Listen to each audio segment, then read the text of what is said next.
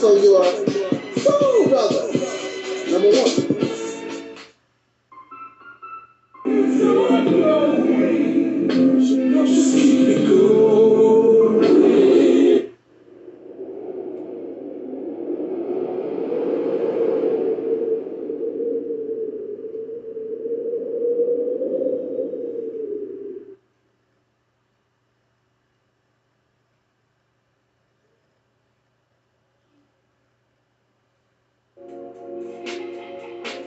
Everybody who is black and interested in black people, let us sit down and find out how we can get together in one direction against one enemy and accomplish this job overnight.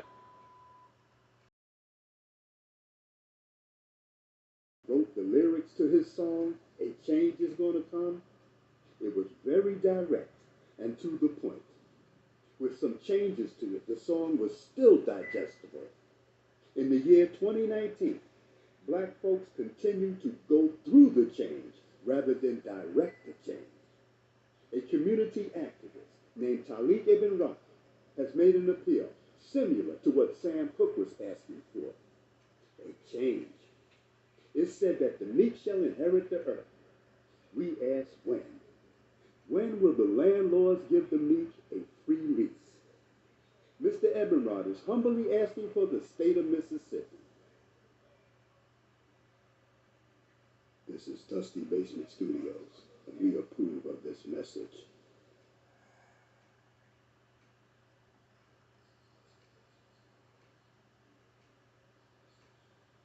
Right.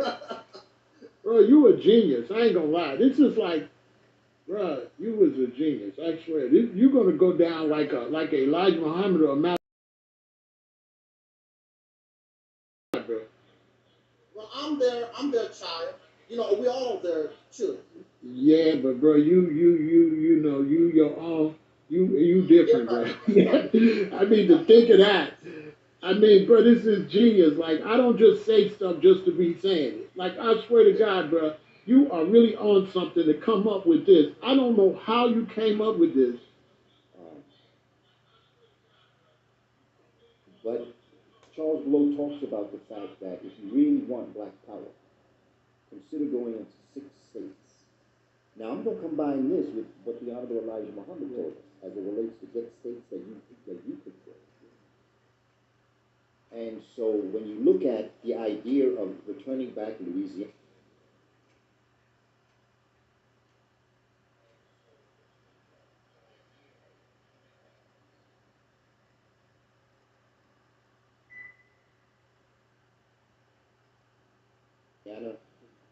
as far north as Maryland, Alabama,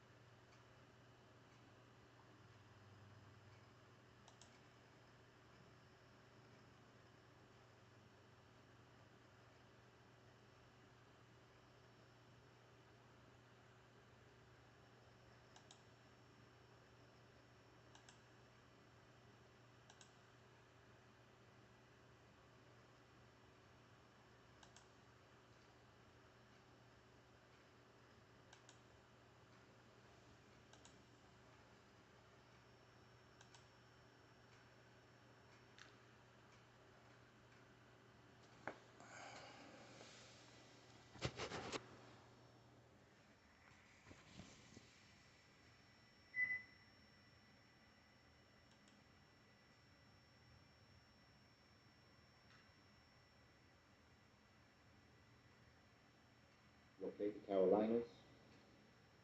There's a lot of black folk. Mississippi is the largest state of black folk. More black folk in Mississippi than any other state in the 50s. And so if we were to do that and go into our own, become our own senators, we would up the amount of black senators immediately, Congress people immediately. We would up, and by the way, when you run in the state, when you run in certain things, you don't have to ask nobody for reparations. They give you reparations. Something we can do. This is doable. The Mississippi campaign represents everything that you claim that you want. The beginning of an all-black independent nation, the ability to control your own resources, your politics, the law, be able to do your own thing for a change, create an economy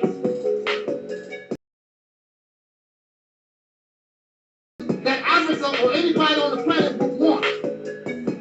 You expect you don't want to do nothing. 3 hours talking about the Mississippi campaign.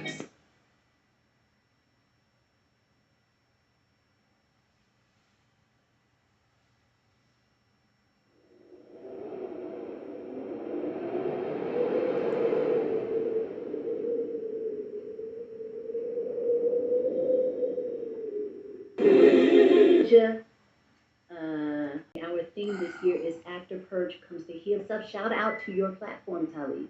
All the best to you guys with continuing to stretch in perspective, to stretch in what is possible, and to continue to bring healing into the space of yourself and others.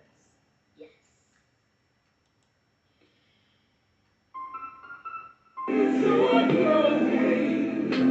Just keep me going.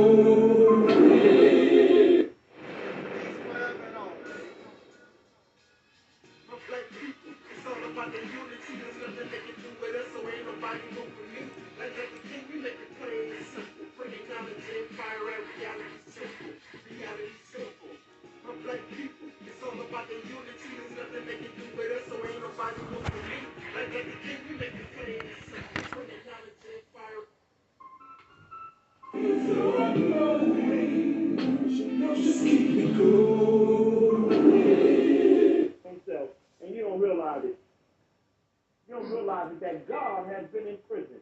The devil was able to imprison God. So right inside your own self, your God self has been in prison, and you have a false sense of self running rampant inside the temple. This is why, you understand what I'm saying? Yes, we have to bring reality's temple here on earth. Reality's temple here on earth.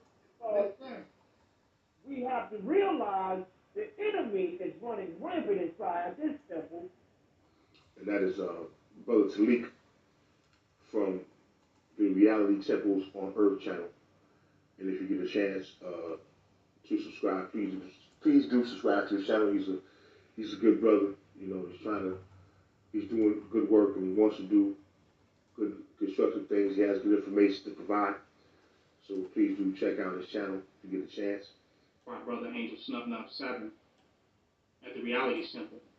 And to give props to him, because I listened to all of Angel Snuffing Up 7's videos. I think that he comes from a different angle, and there's a powerful message in a lot of the videos that he put out, and I try to catch all of them. I look at him as a free thinker and a person that's willing to challenge those of which he don't agree with or which he may think differently from, and I really respect him for that. He's challenged KNBS, and he has also challenged the Black supremacy movement as well.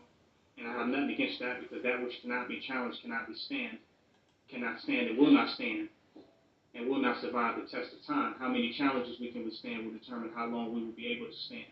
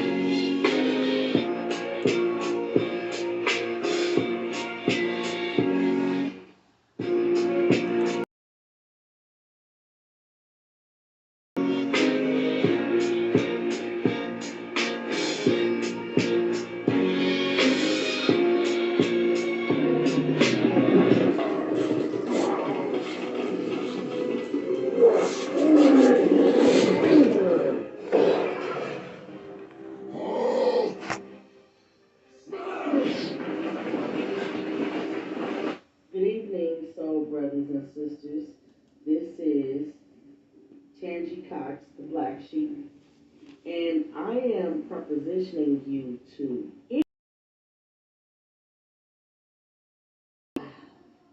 of being in reality.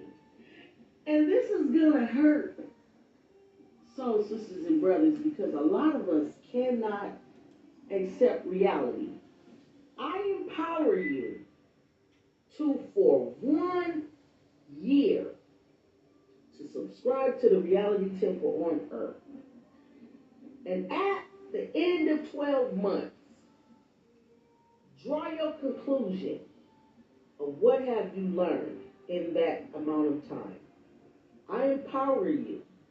You will never, ever, ever think, feel, or entertain nonsense ever again, period. I would like to see my soul sisters and brothers awaken. This requires time. You need to spend about a year watching, researching, and looking. Reality Temple on Earth is life-changing, and I stand on that.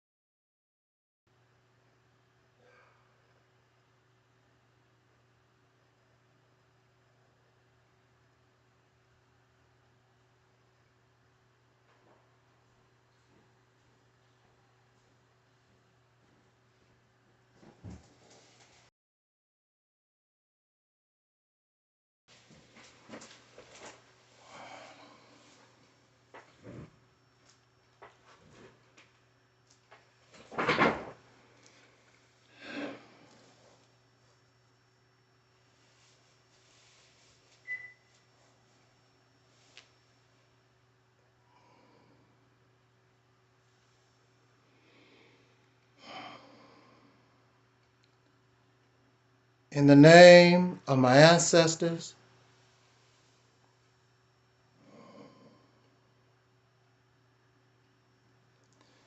peace forever and always, and welcome to another edition of what we call the Realities Temple on Earth Internet Ministry.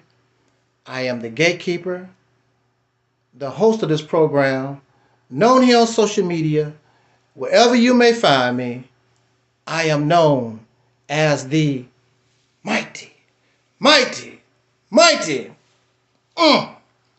Angel Snub 7. I am your soul brother.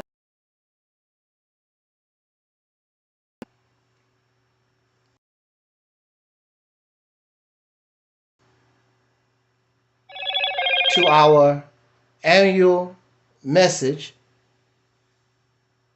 that we call and for Soul Liberation Day. Our topic is, do Black Americans deserve a promised land like Dr. Martin Luther King spoke of?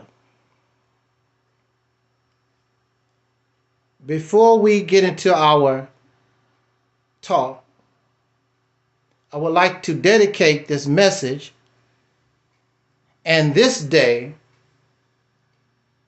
to our sister Assata Shakur, H. Rap Brown, who have departed this year. It is very hurtful as these two persons, I was a child when they were active, and I saw when they appeared on the news, and I saw, even though I was so young, I really didn't understand the struggle at that time. But these were real freedom fighters. Do not get them confused with what you see on YouTube. Don't get them confused by what you see on social media. Don't get them confused with the Black conscious community because they were real. And what we see today is not real. It is all a facade, it is all a show, it is all smoke and mirrors. That's why it has yet to produce anything for the oppressed, for the suffering and the impoverished. None of these are going to jail. None of these are being shot down the street. These are going to the Bahamas. They are going on vacation to Disneyland. They are traveling around the world living lavish lifestyles. But the real freedom fighters on the run, the real freedom fighters suffering in prison and jail or taken to the morgue, the real freedom fighters, because freedom is not free. Somebody has to pay a price, and I honor them as their sacrifice, as their suffering made my and our walk less difficult. And as they ran the course, they passed the baton to us. And either we drop the baton or we grab the baton and carry on the race. I say,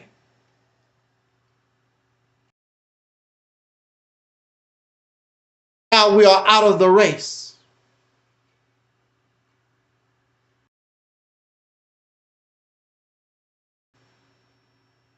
On social media is not real. There are no Assata Shakurs here. There are no H. Rap Browns here. There are, will you donate to my Cash App Negroes here.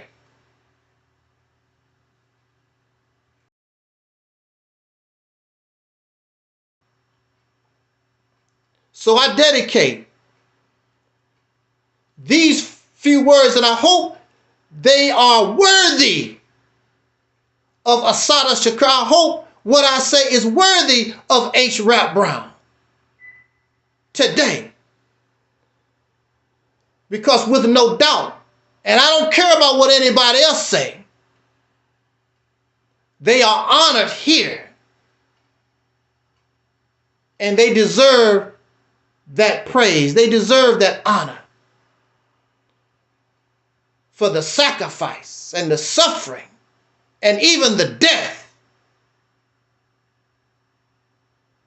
that they gave so others could live. I want to give a shout out to our brother Denzel Rogers, and a shout out to our brother Gerald, who is new to our channel.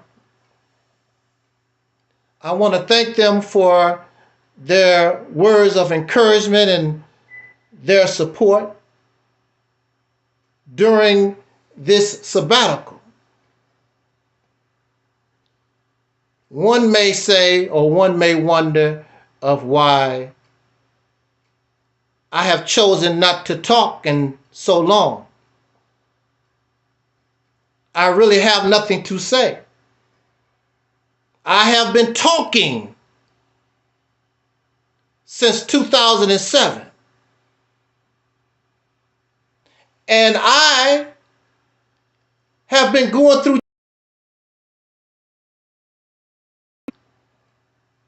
trying to get it right. And then when you get it right, others who have not developed tell you that you're wrong. And you know they have not developed because they are still talking about yesterday. And they have not accomplished nothing today, so we know they are not able to accomplish nothing for tomorrow.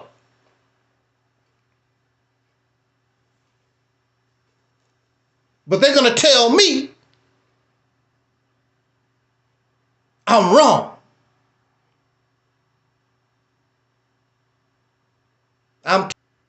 There's nothing to enjoy because they have nothing for me. I'm out of your league. You can't, like MC Hammer said, you can't touch this. It's a waste of my time. I can only begin to look goofy like these. And I no longer care about being goofy. If you can't go in one door, maybe you can go in through another door. So now I concentrate on another door. And you want to help folks, but sometimes you have to leave them behind.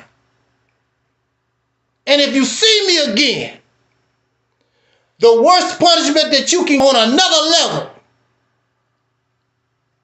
that you can't deny. Just like it says in the scriptures about the Jesus of the Bible. Speaking of Jesus,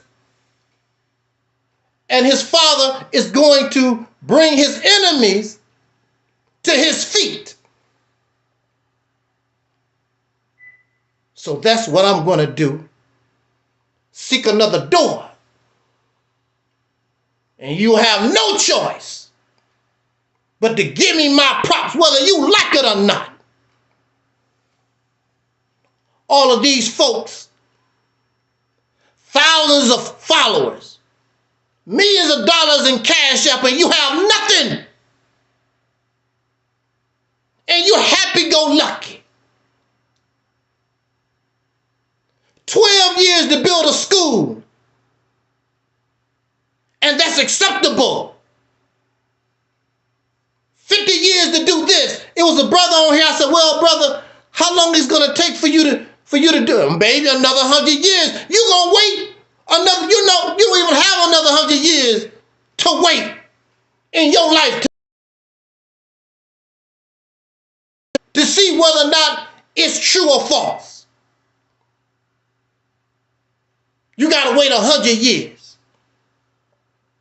So here I am on my channel telling you in your lifetime what you can accomplish within the next 10 years, 15.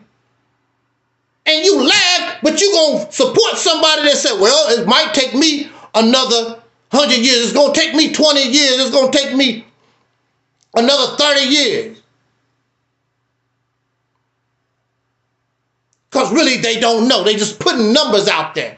But at least the brother was honest. He said, hey, 100 years. Wow. There's nothing to talk about. I've said all I need to say. I don't like to repeat. I don't like redundancy. Nothing to talk about. I'm not going to argue and debate with silly people, immature people,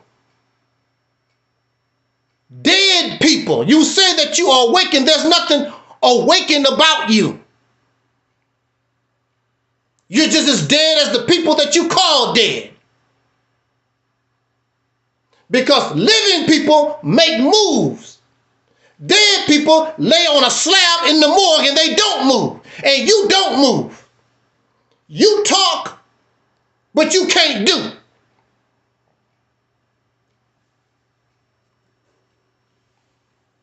Let's get into our talk.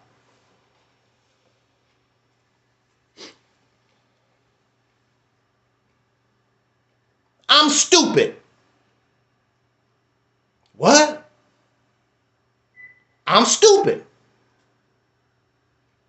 You won't hear nobody call themselves stupid.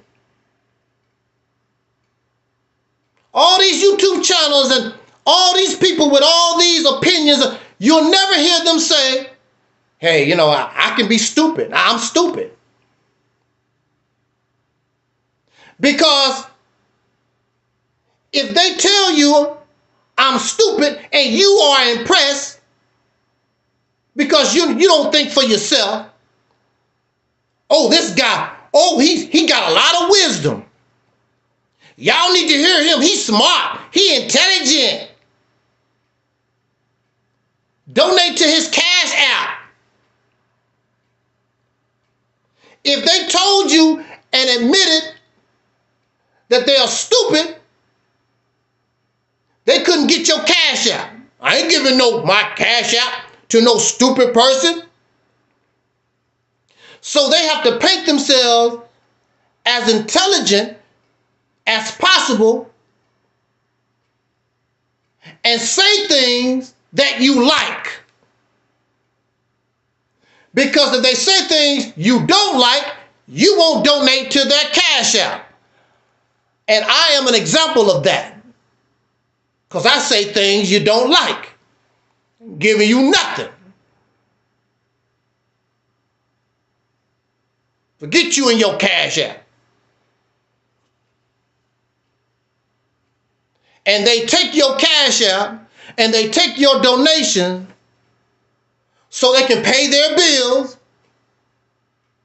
They don't do nothing in the community. And you see them go on vacation in the Bahamas or Tahiti or go to Africa or whatever. Not doing a damn thing for you. But that's all right. Because they smart. They intelligent. They're not stupid like me. Why would I want to support somebody who's stupid? Huh? Well, it's Sunday, y'all. Well, why would you want to support somebody that's stupid? Because I'm stupid, I can admit. There's a song in the lyrics, and it says, everybody plays the fool sometime. It didn't say some people or this people. It said, everybody plays the fool sometimes. Everybody plays the fool. There's nobody on this planet, including Donald J. Trump. I don't care how smart. I don't care who you think you are. Everybody can be played a fool.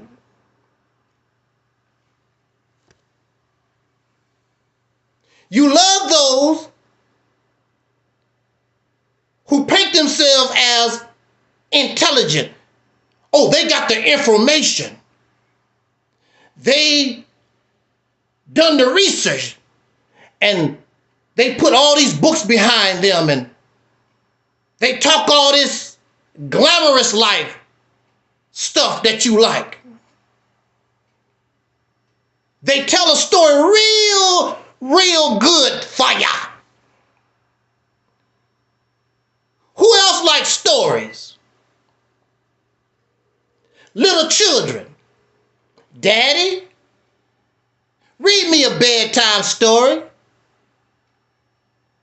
And so you go to the House of Consciousness. You go to Morris World TV. You go to Umar Johnson. You go to all these people that can tell you a story. A bedtime so that you can stay asleep. So you can sleep good. The best storyteller, somebody that can tell you that you're a king and you're a queen and melanin in your skin is superior over everybody and all this stuff.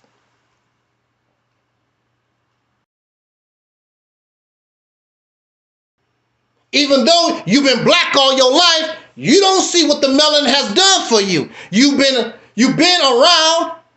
You're a king and a queen. You have no kingdom. You have no land. You have no resources. They keep telling you about something in the past, but you don't have nothing right now. But that's all right because they feeding you these bedtime stories so you can feel good about yourself. And then they say, don't forget to donate to my Cash App.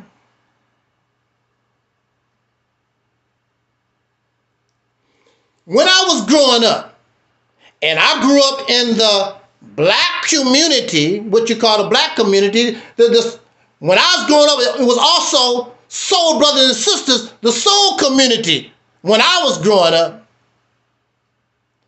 And in our vernacular, in our slang, we used to say, hey brother, hey sister, you need to keep it real. We don't say that no more. It's not part of our talk no more. We like this. We like to talk about and that never dies. We keep a bitch and hoe and nigger and all. We keep those words strong in our talk. But I don't hear brothers and sisters talk about you need to keep it real. Because in our subconscious, we know we're not real. The Honorable Elijah Muhammad used to always talk about we live in a Barnum and Bailey world. Nothing is what we think it is. And that's what social media is. That's what all this YouTube and Facebook. It ain't real. It's bedtime stories for little kids, and that's you. For little children. So when a grown person, when an adult come and give you an adult talk, what you talk about? That's just like a college student trying to talk to a kindergartner. You're not on the same level.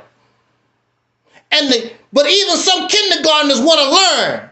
I don't know what you talked about. I want to learn. Then you got some kindergartners, I just want to play. That I can't handle that. That's you. They're not on my level. Some of you even understand, but you're so childish and you're immature and you don't have any damn heart. So you can't stand with the truth. So you want to go back to sleep because it feels better to be asleep. Because when you wake up, you got to move. You got to be alive. And you don't want to be alive. It's better to lay in bed. I'm conscious. Conscious don't mean you're going to do anything. Conscious just means you're aware that it's time to go to work, but your ass still laying in bed. But you conscious. It's time to go to work. The alarm clock has gone off, but you still laying in bed. It don't mean you're going to do anything. So I'm black conscious. It just means that you are aware. It means I'm awake. But don't mean you're going to do a damn thing or can do a damn thing. Daddy, read me another fairy tale. So if you want fairy tales, if you want somebody to read you a bedtime story, go to General Sarasun City, go to Young Pharaoh, go to Pharaoh Said That, go to Moore's World TV, all this stuff that y'all listen to. They give you the bedtime story, make you feel good. I'm not here to make nobody feel good. I'm not here to make myself feel good. I'm here to keep it real. So I can say I'm stupid because I'm being real. Ooh, sometimes I can say I'm stupid because I can be wrong. You never hear these people, even when they are wrong, you never hear them confess and admit, I was wrong. I'm in error. You never hear them say, I don't know. They know everything. And you get the teachings and you get the scholarship. Nobody can't tell you nothing. And then when you meet somebody like me and I break your ass down, or you a coon, you a Sambo, whatever. You start turning into the child that you really are. Daddy, will you read me another bedtime story, please? Read me a bedtime story, Daddy. Because you're a child. And on this channel, you ought to see them and go watch the videos. Watch them get broke down. People come here.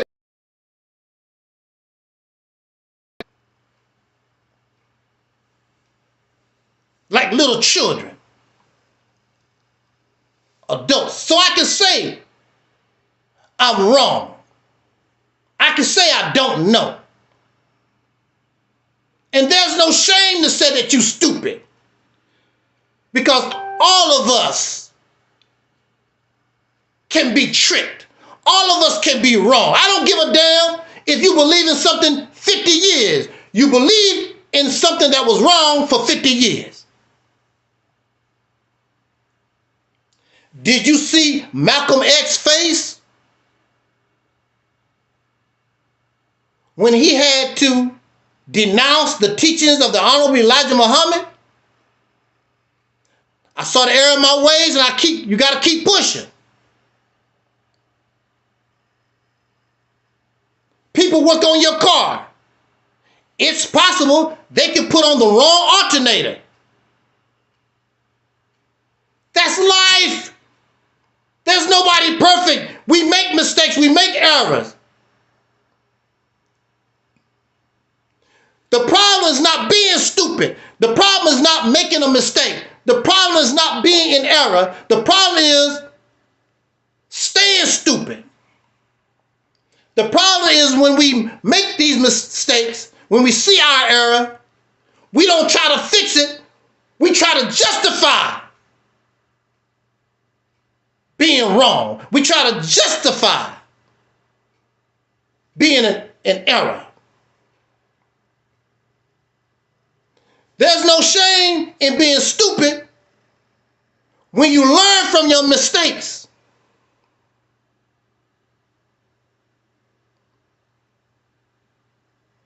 And stop making the same mistake over and over. It's when you haven't learned nothing from the mistake.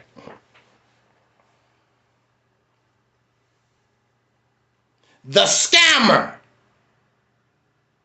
these teachers,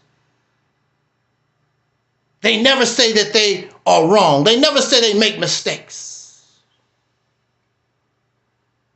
They never say, I don't know.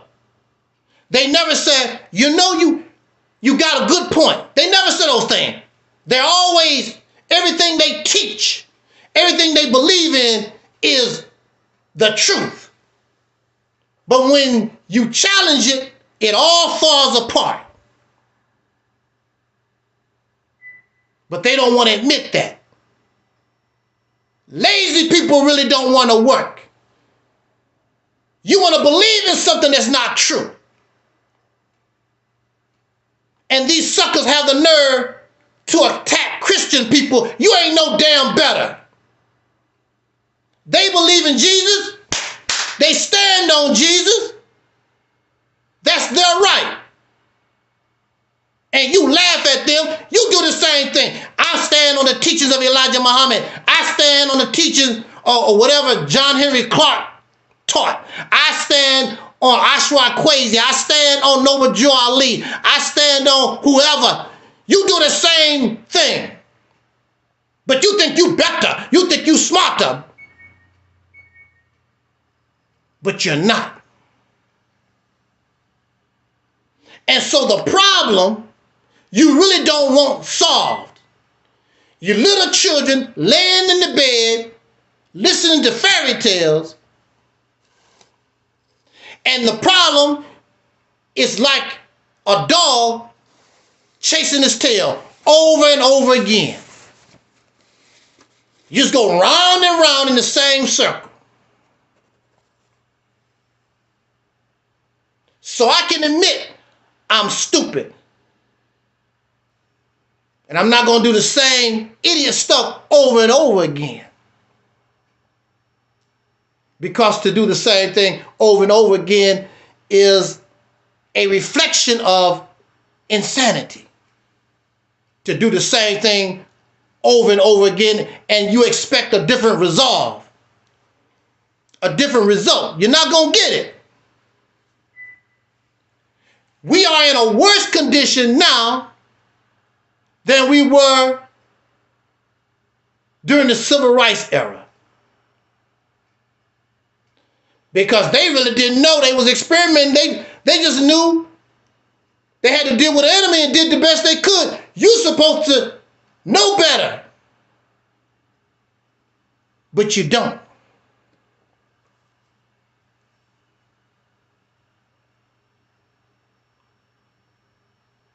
My actions, my being stupid, caused me to lose 10 years of my life. Because I became emotional. And I allowed myself to have a one-track mind. I became loyal to a detrimental thought process. And I allowed my emotions to take over.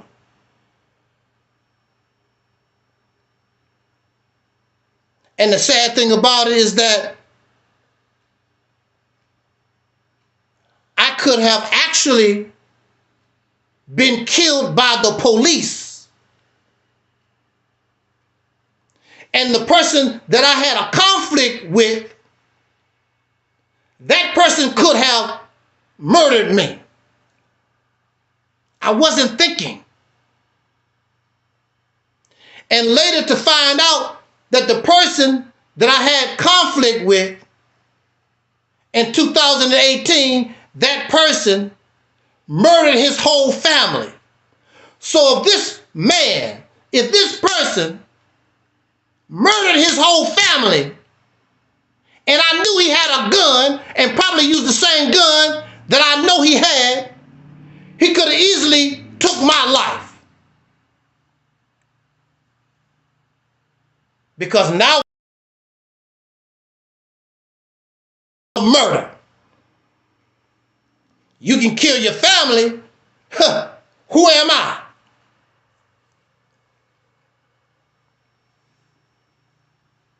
Black Americans, soul brothers and sisters,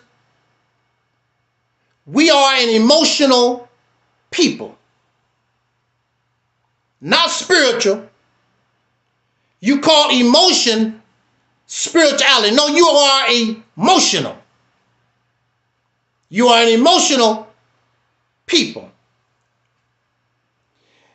And whenever you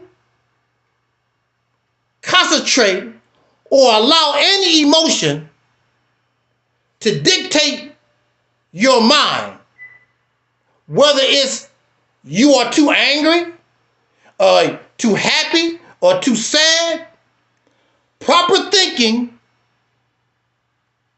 and you cannot reason when you allow yourself to become, you have no control over your emotion. When it comes to religion and this blackly black scholarship, and some of you sissies, if a man talk good about women, as soon as you can't hardly even get it out your mouth, you get emotional. Oh, no, brother, women don't, women's supposed to, why they do, women's supposed to do, how come you don't believe in Jesus? You wrong for that, black Negro. Don't talk about my messenger, Elisha Muhammad. Don't you talk about Noble Jew Ali. Don't you talk about Dr. Umar Johnson. They get upset real quick. Because you're not spiritual, you are emotional. Because these things that you have rallied yourself around make you feel smart.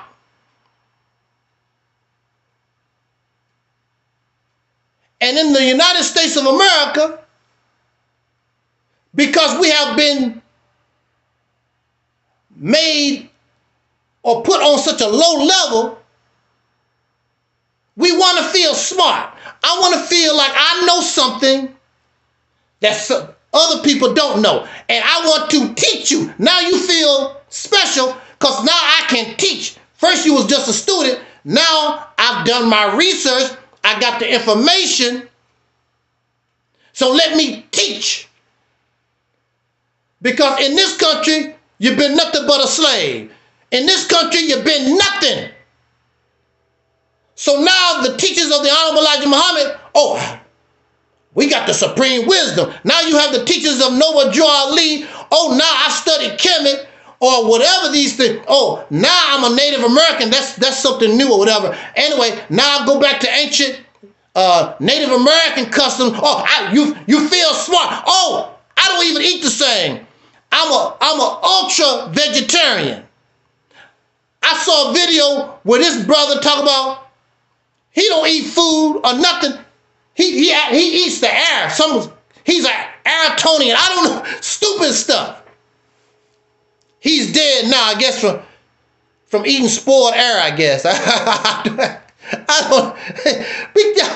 We believe anything. As long as it feeds our ego because we've been nothing. And it's easier to feel good about yourself when all you have to do is talk. But they can't point to nothing. Well, that's my skyscraper. That's my river. That's my gold mine. That military jet, that's mine. You satisfied feeling good because somebody done taught you something. Now you believe in something, but it don't have no substance. You can't get water from it. You can't get gas from it. You can't make no clothes out of it. And you accept nothing. It don't lead to nothing. You have to be able to control your emotions.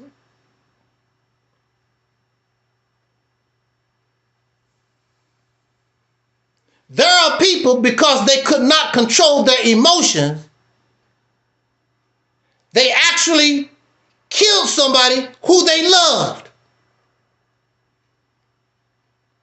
But they got so emotional, whatever it was, and let the anger or the sadness or whatever it is take control of themselves, and they killed their mother or father or their own child or parents. And then after they had an opportunity to calm down and think about what they done. Oh my goodness. I killed my mama. I killed my dad. I killed my child. I killed my dog. Woo!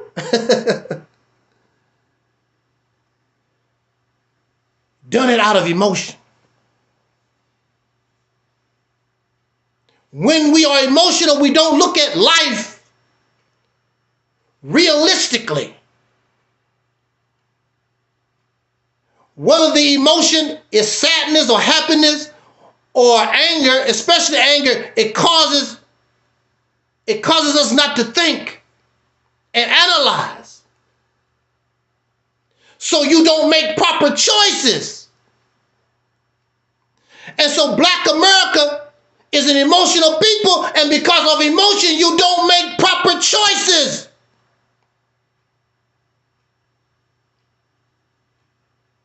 And you wonder why you can't progress. You wonder why you move. You happy, but your condition don't change. You have all this wisdom, supreme wisdom, and you have all this that you know, but your condition don't change. So being emotional got me locked up. 10 years because of emotion. I knew better, but I allowed the emotion and this crazy thinking that was going in my head. And I knew it was going to happen. I didn't know I was going to end up doing 10 years. I figured I'd probably go to jail, spend a few hours. Well, I didn't spend a few I didn't spend a few hours. I don't know what 10 years is in hours. I don't know. That's a long, many, many hours.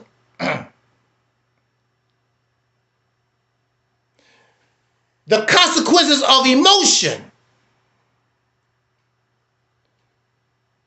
brought me jail time.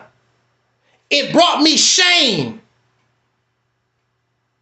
And it brought me mockery. You crazy. I wasn't locked up in the regular prison system. I was locked up in the mental institution. So that's a double whammy. Not only are you a criminal, but you crazy too. You're a crazy criminal. And when people don't like what you say, I see why they put you in jail. I see why you was in the crazy house. But if I don't tell them that, and if I talk and bring the fairy tales, these bedtime stories that you love, oh, the white man do that to the brothers. All these innocent black people go to jail, black men being incarcerated. But as soon as you say something they don't like, I see why you crazy. Oh, I see why you're crazy. I see why you was in the nut house. I see why they put your crazy ass in jail. you need to go back. That's how these are the freedom fighters. These are the people that say they love black folks. They get angry, they get emotional. I hope you go to jail. I hope you die. I hope your mama die. I hope your dog die. I hope that you get a plane crash. These are the people begging you for cash out. They're talking about, I love black folks. I'm going to come to your house and kick your ass. I had a brother tell me who loved the black people. He said, I'm going to come to your house and kick your ass. These are the people that love you. As long as you accept their bedtime story.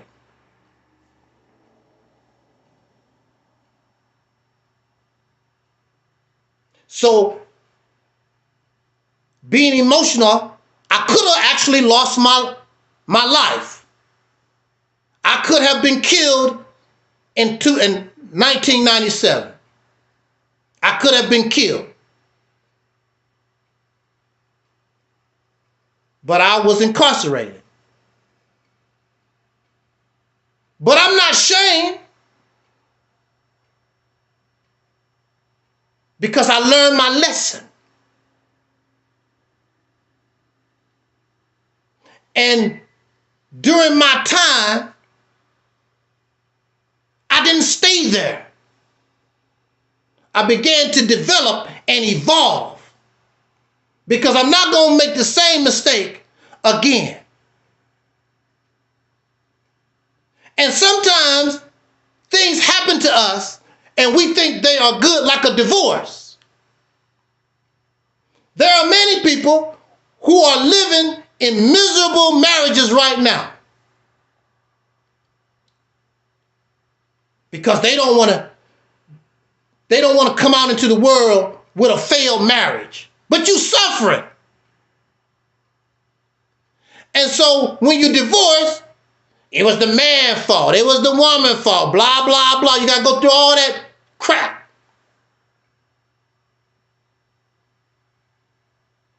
But sometimes it's for the better. There are people who are divorced who are better friends now than when they was married. Sometimes things happen that you think is bad, which turns out to be good.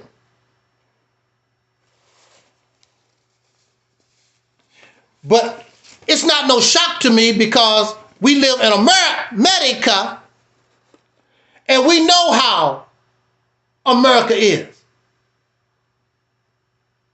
In a just world,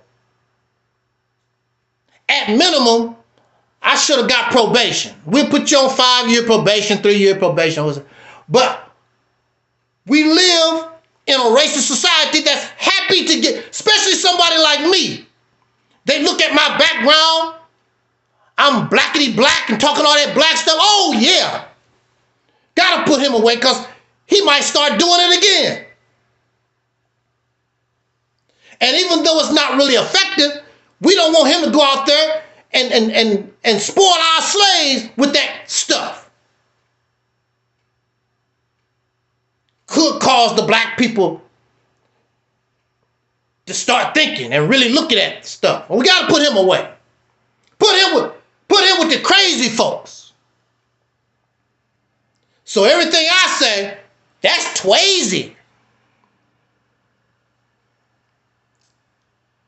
And so you have the black conscious community. You have these people that tell us, I love black people. I love black people. I do this for the people. I do this for my people. For the Africans. I do this. But as soon as you disagree, as soon as you say something they don't like, they wish bad on you. The religious folks, God love everybody. God sure do. Allah Akbar. But as soon as you tell them, I don't believe in your God, I don't believe in God, period, and then something bad happened to you, oh, see? See, that's why. See, because God is punishing you. But when bad things happen to them, why don't they say, God must be angry at me for some reason. I got cancer. I got hit by a car. God must be. They never say that about themselves when something. That's life. Whether you good or bad, you can go in an airplane and you might make it to your destination, or the plane could crash. That's the probability. Every time we drive our cars, there's a probability of a bad accident and you won't be going back home. I'm sitting here talking to you right now, and there's hundreds of airplanes in the sky. Who's to say on live stream right here, while I'm talking to you, an airplane come in and crush me to death? That's life. Has nothing to do with no God, has nothing to do with no spirits. That's just life. Good people, you would think they would live a long time. Many good people die at young ages, and some of these evil, wicked, nasty ass folks, you like, damn, when they gonna die? Look at Donald Trump, your president, 80-year-old geezer running around, piece of trash. And a lot of these others that in the, and a lot of them was racist back in the day, like Joe Biden, still running around. And people like Dr. King and Malcolm been gone.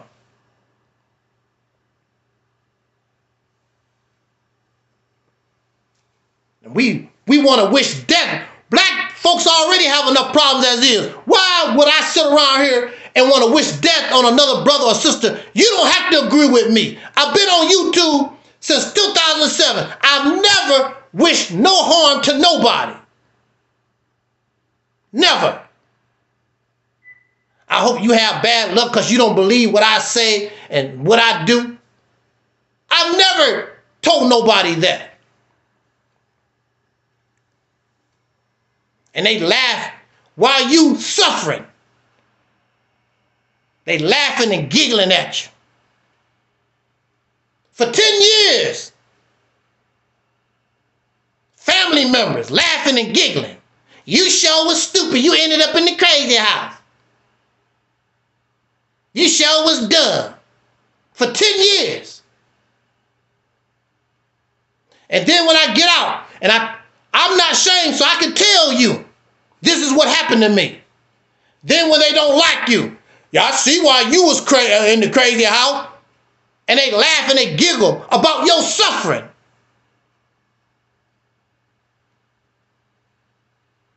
You dumbass. And that's how Caucasians, that's how Donald Trump and MAGA, that's how they look at Black America. A bunch of confused children. And they laugh and giggle at you every day.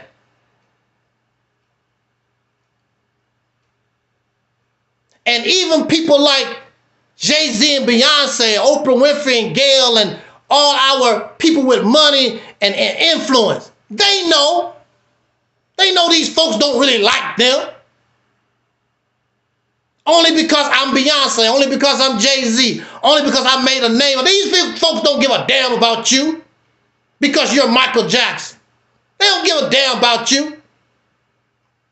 Soon as they get an opportunity, they're going to take your wealth, destroy your crap and take it for themselves.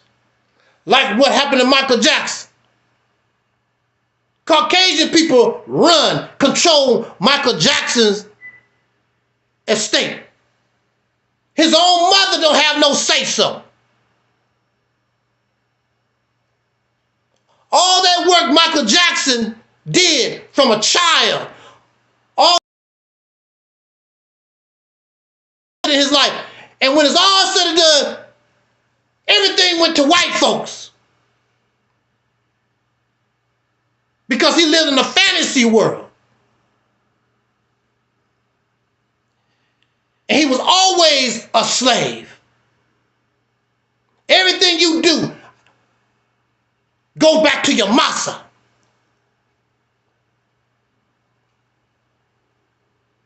Jay-Z and Beyonce, Will Smith, Jada, or whatever you got, whatever Black American got in America don't belong to you. It all belongs to your massa. The reality is it all belongs to them. Most of us still carry their names, or we changed our name to some people that don't exist no more, or to some Arabs. You don't control and run nothing. Live in this fantasy world. And all your heroes They feed you this bread and butter. And you happy with nothing. So the Honorable Elijah Muhammad said, why do we love the white man? Why do you love Umar Johnson? Why do you love Louis Farrakhan? Why do you love Moore's World TV? Why do you love Sanetta? Why do you love Young Pharaoh? Why do you love General Sarasun Seti? Why do you love all these people? Because they don't give you nothing. They give you teachings and wisdom that don't produce nothing tangible. Nothing. You happy with nothing. And the something that you got it from white folks directly or indirectly. That's the truth of the matter. Because you're still a slave. You don't make no laws. You have no control of nothing. Massa give you $1 million. Massa give you some butter biscuits, and you take your happy ass on. And all these teachings do is make you feel like you're not a slave, but the reality is you're a Kemetic slave. You are a Pan-African slave. You are a Black Christian slave. We're nothing but slaves in this country. Don't run nothing. You can't flush your toilet without them.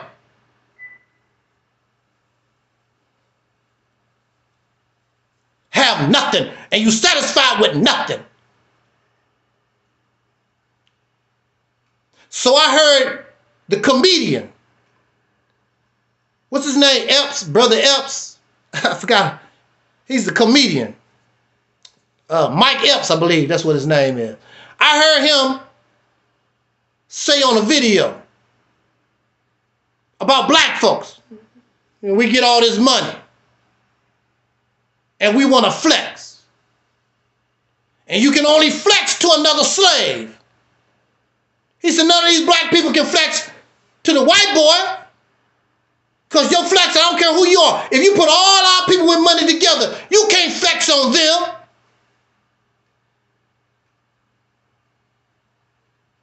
You can only flex folks. So you get a little money, houses and their cars. Matter of fact, the house and the car that you bought came from them.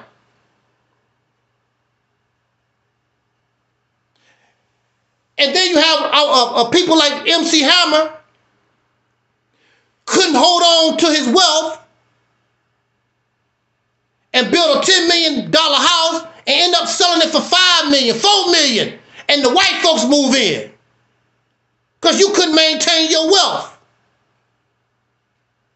It all go back to them. It all ends up going back to them. And these people you support don't give a damn. I cannot sleep knowing all this is happening. I can't go to sleep knowing that the children will eventually know that mommy and daddy ain't nothing. You're nothing. We're nothing. So you need these corny ass teachings. I'm a god. My melanin. You need all this stuff to make you feel good. And they even control you. Your body. Before Donald Trump leave out of office, some of y'all might end up going to the draft. I ain't going to no draft. Well, you better run. Because they control your body too. Send you over there to Venezuela or whatever they want to send you to. Or go back to Afghanistan. Maybe they have enough of Afghanistan. Go back. I'm Donald Trump. I can do what the other folks couldn't do. I'm going to send the troops to Afghanistan. I'm going to beat them. Finally beat the Afghanis. Or whatever. Or I'm going to go to Somalia. Since y'all Africans, send your African ass back, go to Somalia. And take these bullets with you.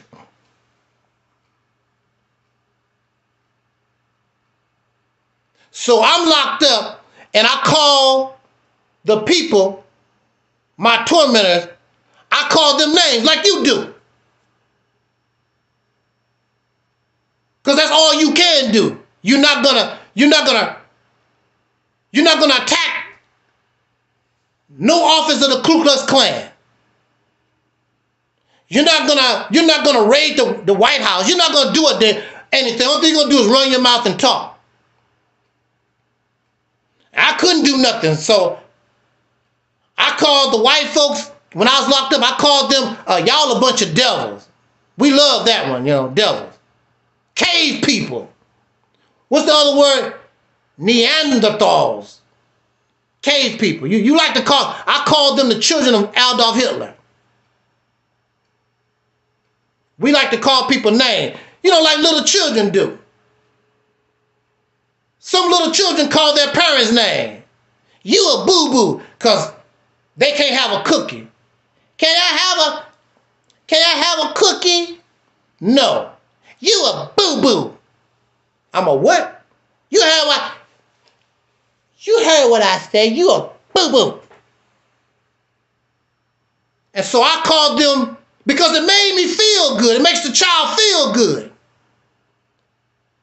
Then the parents said, take your ass to your room and don't come back out till dinner time.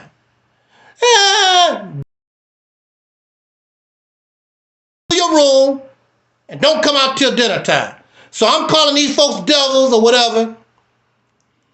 And the devil told me, that's right, I'm a devil. I'm a devil going home to Christmas. We're going to have turkey. We're going to have ham. We're going to play games and open presents. And your happy ass going to be right here in your room behind bars. Now, how you like that? I'll see you tomorrow. And then I'm not going to see you Christmas Day because that's my day off. Matter of fact, I'm a big shot. I got the whole week off. So I'll see you next week. I felt so stupid. I felt so stupid. That's how you guys do. You call the white man the devil, cave people, and all this other stuff. And then we see you in an ambulance, some police officer done broke your arm, shot you in the ass, and whatever. So what? Don't change nothing. It just makes us feel good.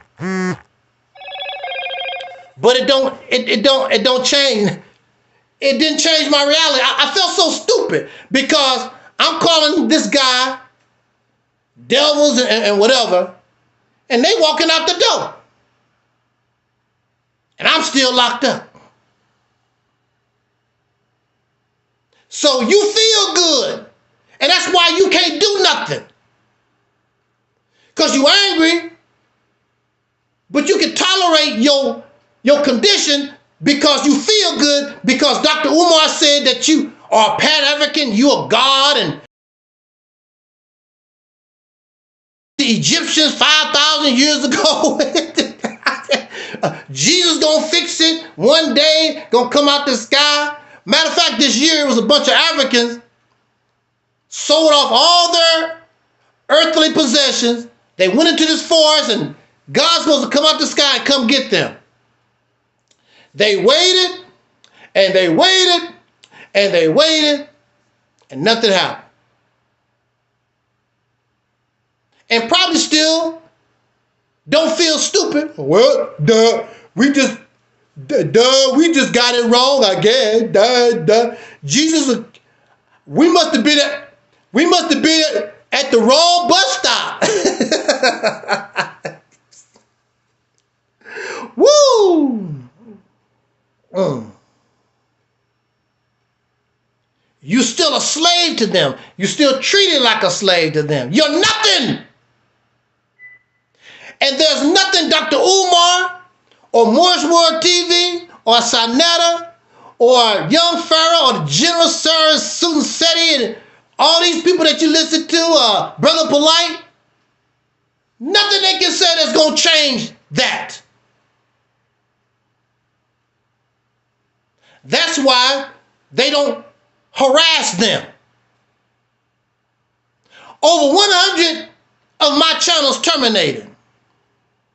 And now they're attacking me on Facebook. Why? I'm a nobody. I don't have thousands of subscribers. I don't have nobody giving me Cash App donations like that. Why? Because I keeps it real. I'm here to get you to think. You don't have to agree with me. But see, I know once you start thinking, you will agree with me. I don't have to try to convert you. I don't have to sell you no product. I don't have to make you feel good. I know if you start thinking, you're going to say, damn, that brother right. I want some substance.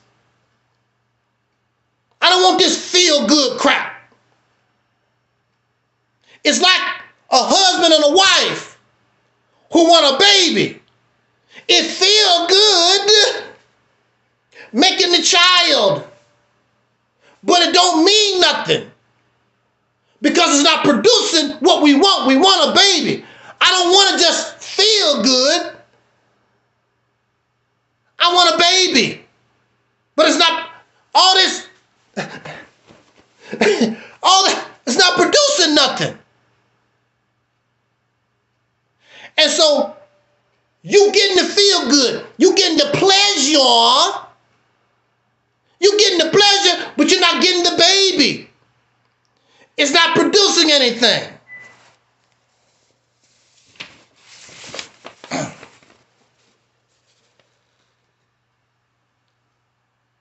So you call names. You don't have no power. You don't have no influence. It's like going to a gunfight and the only thing in your pocket is lint. You have nothing. And the reason why you're satisfied because you're asleep. Because you still have a child, you still have a slave mindset. And most of all, to be quite honest, you're scared. Because in order to get what you really want, what you claim that you want, somebody gonna have to die. Somebody gonna have to suffer.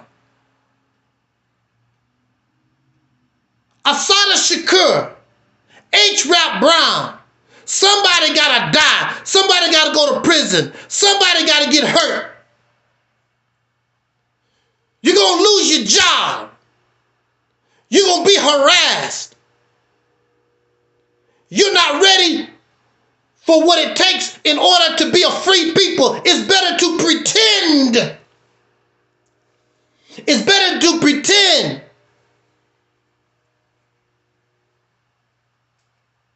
Omar Johnson, listen to all this crap all over YouTube. It make you feel like you're doing something. And they laugh and giggle at you.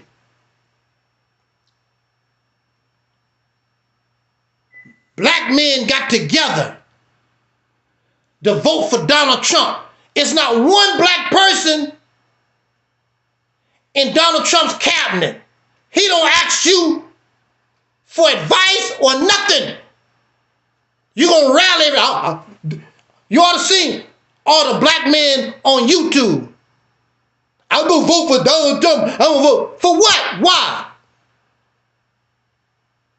Because they mad at the black woman. They mad at somebody or whatever. I'm mad at the Democrat. Because they mad. Emotion.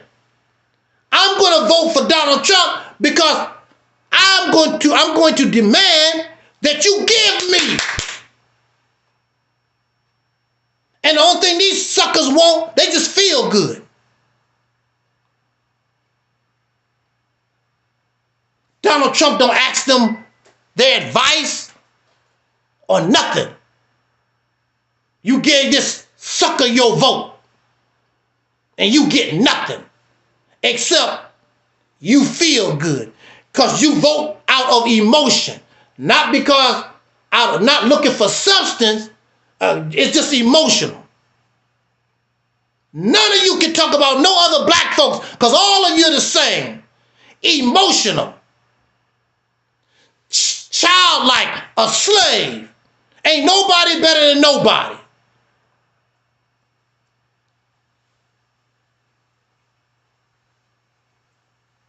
There ain't nothing wrong with being stupid. There's no shame in saying I don't know. There's no shame in making a mistake. The shame comes from when we didn't learn nothing. And we keep making the same mistakes over and over again.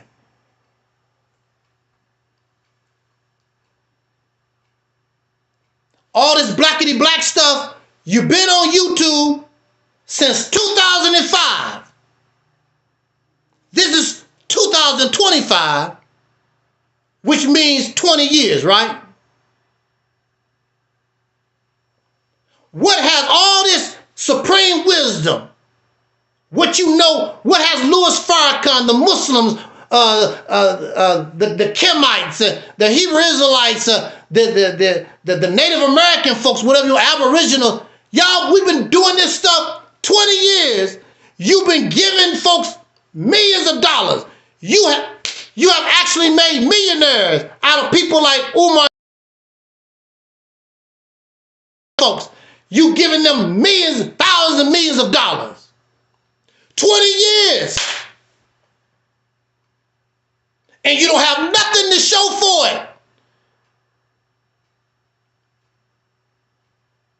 You don't feel no kind of, you're not embarrassed. You don't feel shame. You feel good about being a sucker.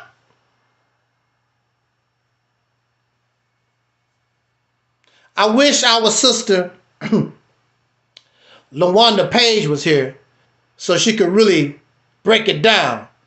What you mean, sucker?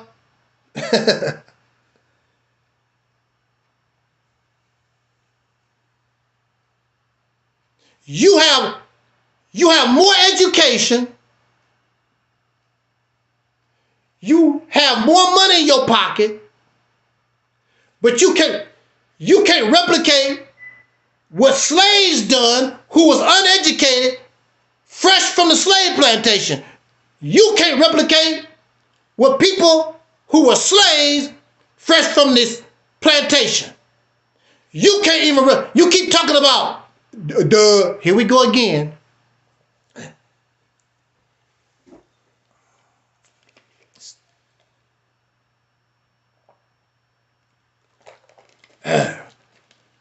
Here we go again.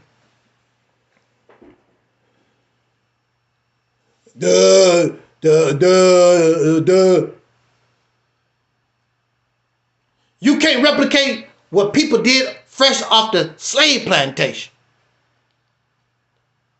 20 years. Oh, I know what I was going to say.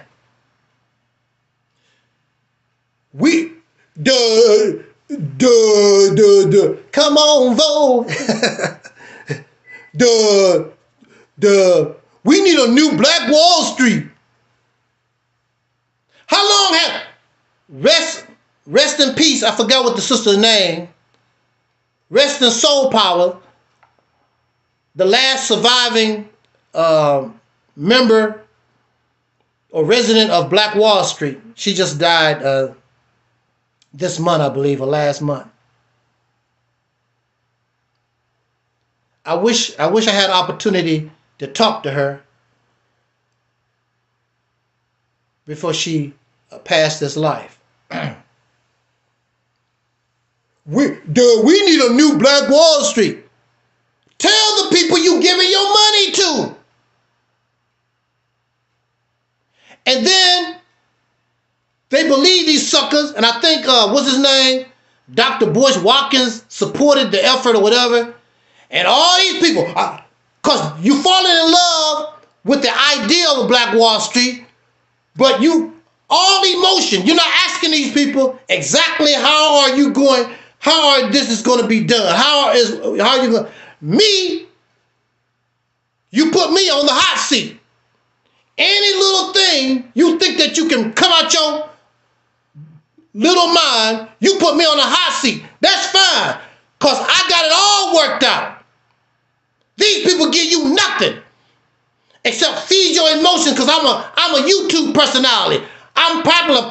People love me. People like me. That's all they need.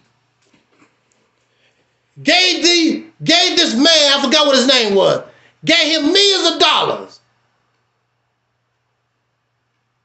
And then he made it in a way, everything about Black Wall Street went in the gutter, but he didn't lose none of his money, and a lot of that money went into his pocket. Far as I know, haven't heard from this dude no more. And people like Dr. Boyce Watkins, you don't hear them bring it up no more. And he's still selling his snake oil. How long he been on YouTube? I can make millions. You're not doing nothing for yourself. He's telling you, buy his books and buy his tapes, or come to his seminar. He can help you make money. It's all about emotion. We don't care nothing about substance.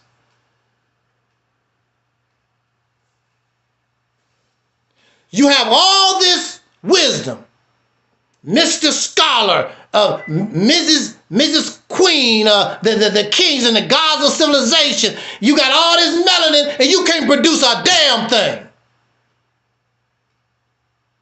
Can't even build a doghouse.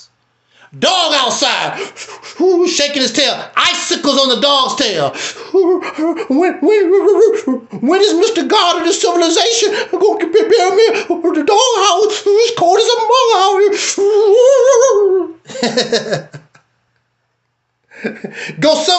Matter of fact, you can go some places in the hood, they don't have a doghouse. They got a dog chained to a tree.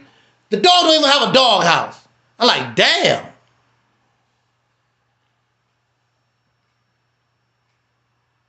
It says in your scripture,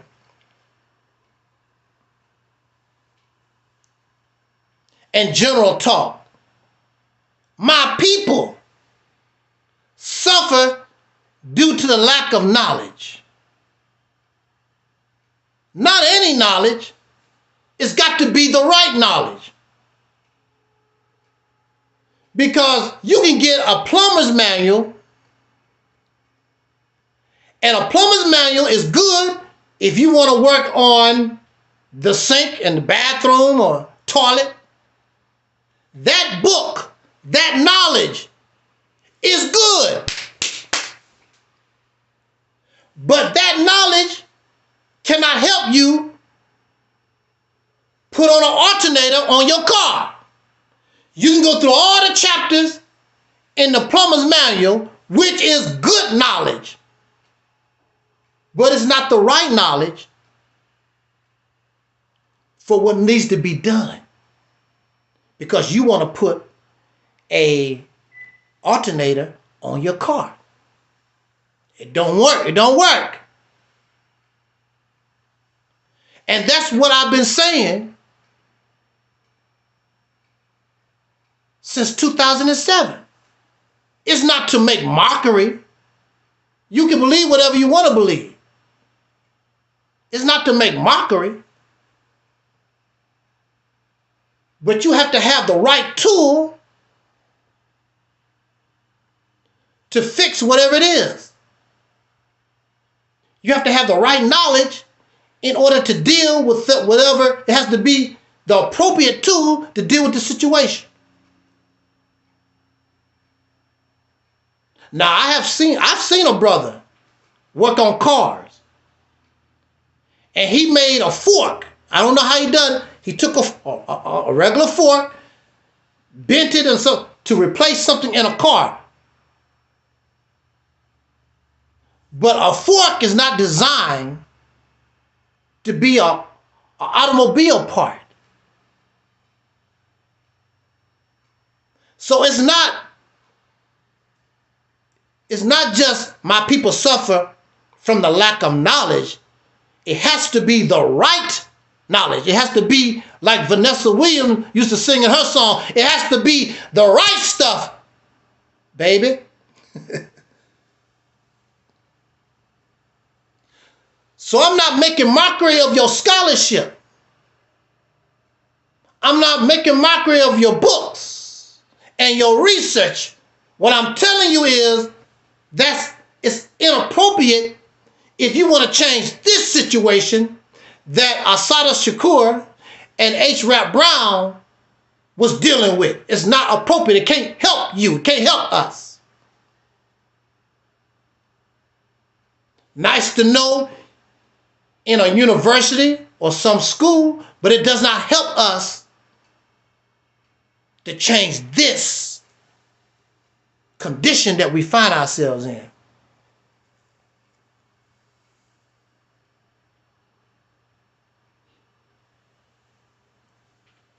So when I was locked up,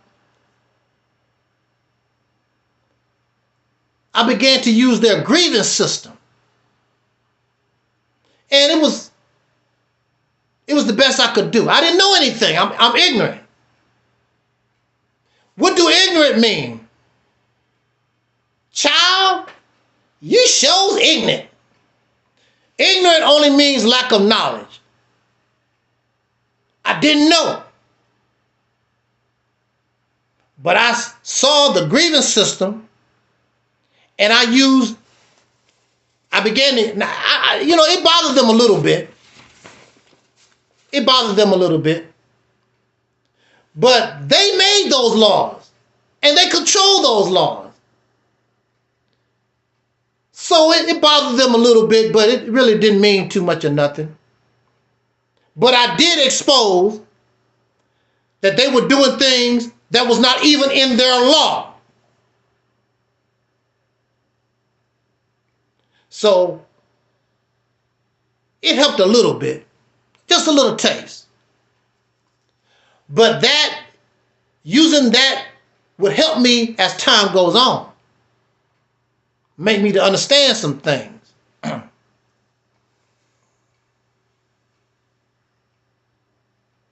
Nobody on this planet wants to grow up a criminal. Nobody on this planet wants to grow up to be a prostitute, a pimp. I never heard no child, when I grow up, I want to be a pimp. I want to be a prostitute. You never hear nobody want to do these. I want to be a murderer. When I get 18, I want to murder. I mean, you might hear some stuff like that nowadays, but in general, you don't hear people talking crazy like that. Children ain't interested like that. I was locked up with people. Some of them did some horrible things. But we never know what will happen to us in life. And we don't know what happened to another person that caused them to be in the predicament like me. You don't really know what happened that caused them to be in that situation. And when you do a horrible crime, horrific crime, you should be punished. There's no doubt about it. But everybody, just because they end up doing something terrible, don't mean that they are evil and wicked. And they just was heartless. Something happens to people somewhere down the line and get caught up. Poverty can cause that. Abuse can cause that. Things happen to us in life. So I just wanted to bring that out to let you know that we should stop trying to judge people as we do. Because as long as you live, you don't know what's going to happen to you. You really don't know what you might do. Folks be going through things. I don't know what it was about me. I could be minding my own business. And not only did the patients come and sit and tell me their life story. I had employees used to sit and talk to me, telling me their life story. I didn't ask for folks to tell me their life story, but they would just sit and just start talking. I did this, and when I was little, I blah, blah, blah. And you find out that people, see, we're so caught up in race. We so caught up in the vicious thing that has happened in history, and I understand all like that or whatever. But all this, even in all that, everything, it has happened for a reason. And that's why it's so important that we change it. You cannot fight fire with fire. You fight fire with water. Sometimes you can fight fire with fire because, you know, they put that ring of fire to keep it from spreading. But you got to use water. You got to find something to extinguish it. This fire been going on almost 500 years or longer. Longer than 500 years. And if you don't put it out, the only thing going to happen is it's just going to spread from one place to another. You can contain it here, but you're going to have the fire over here. We got to put the fire out. You cannot put the fire out if you have the same mindset as the people that you complain about. And that's what you see in the black community. They think just like the Caucasian. They walk like the Caucasian. They talk like the Caucasian. If it walk like a duck, quack like a duck is a duck. A Kemetic duck. A Moorish duck. A Muslim duck. You're nothing but a version of the white man. That's all. You act like him, you talk like him. You're no different. Because if the black conscious community, if they truly was who they say they are, why wouldn't the people want to gravitate toward something like that? Because I was getting ready to say the N-word. But that's the truth of the matter. That's why. You're a Moorish N-word. You're a Kemetic N-word. Matter of fact, they even use those words. Because that's what you is.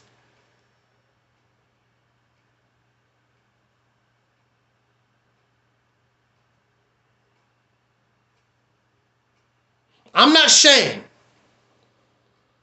Because even though it looks so bad, I learned a lot about myself and I began to change. I began to evolve. And I began to grow into the person I really was. Because when I first was locked up, I was a version of the Honorable Elijah Muhammad, Muslim. That's what I was.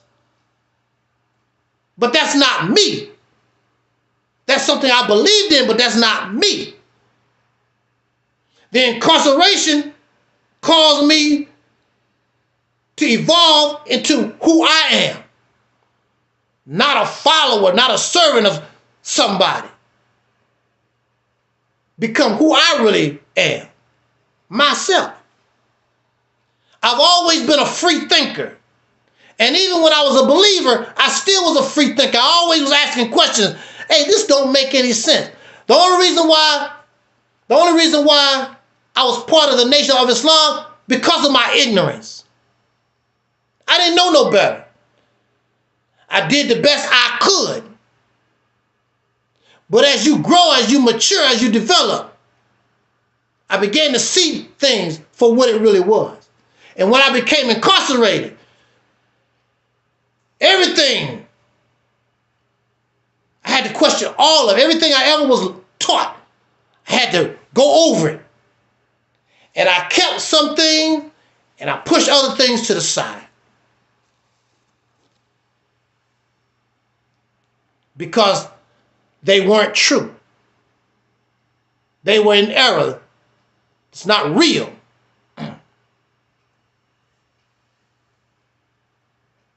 So I helped a young white guy. I'll never forget his name, Danny McEwen. And he came to me because he saw me writing all these grievances and things. He came to me, he said, man, you writing stuff pretty good or whatever, you can read. Can you help me with this? With this paper? What is that? My lawyer told me I can use this paper to get out of here. Now this is how disgusting people are. You know this man can barely read and write. You know this man is not on that level. But you're going to tease him with this piece of paper telling him this can help you get you out. Now, what this bum, what this sucker didn't know, that he knew somebody who could read, who could write, who could interpret the information, and I took it and read up on it, and I got him released, which shocked them. The only thing he had to do was sign the paper, and he was gone. Now, the same paperwork didn't work for me, but now I got an idea what I need to do. So now it's time for me to start going to the law library and start reading up on this stuff myself. Trial and error. See, this what you cannot be afraid of failure. I kept failing because I didn't know what I was doing, but I just kept trying. It's like picking a lock. But sooner or later, those tumblers, they're going to align.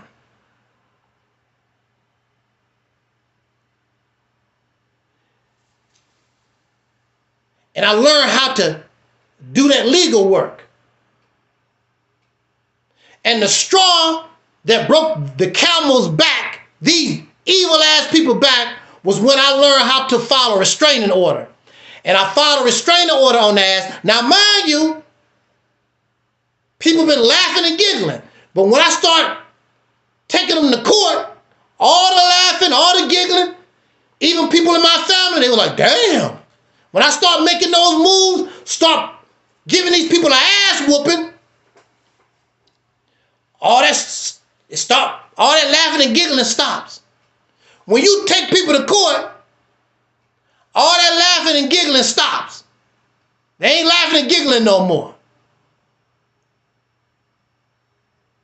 And the judge told me on the restraining order, he told them in their face, this man presented himself intelligently. They thought I was the lawyer because I had my suit on too. And he told these bastards, I'm not going to render a judgment today, but if this man come back again, and based on what I heard today, if what he is saying is true, you should be embarrassed, and the state of Missouri should be embarrassed about this type of behavior. If he comes back again, there will be a trial. That scared the hell out of them. And that opened up the door for me to get out. And when I was on my way out, all the laughing, all the making mockery, oh, you gonna die in here, you shows is crazy, but all that stuff stopped. Why you not laughing now? Why you not giggling now? And when I left, I had a cell phone, I had a car, I was making more money than many of those people, employees was when I left. Where's the giggling? Where's laughing at? That's what's going to happen. Don't be scared. You got to fight.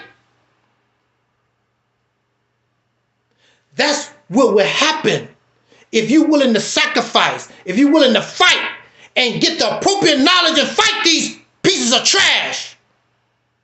They're not as tough as you think they are. Everything has an Achilles heel. In martial arts, I was told it's not really the strength. When you breaking boards, when you breaking bricks, it's not really the physical strength that breaks the boards, that breaks the bricks. It's how it's hitting the weak spot. Concentrate your energy in that weak spot. It'll make the rest crumble.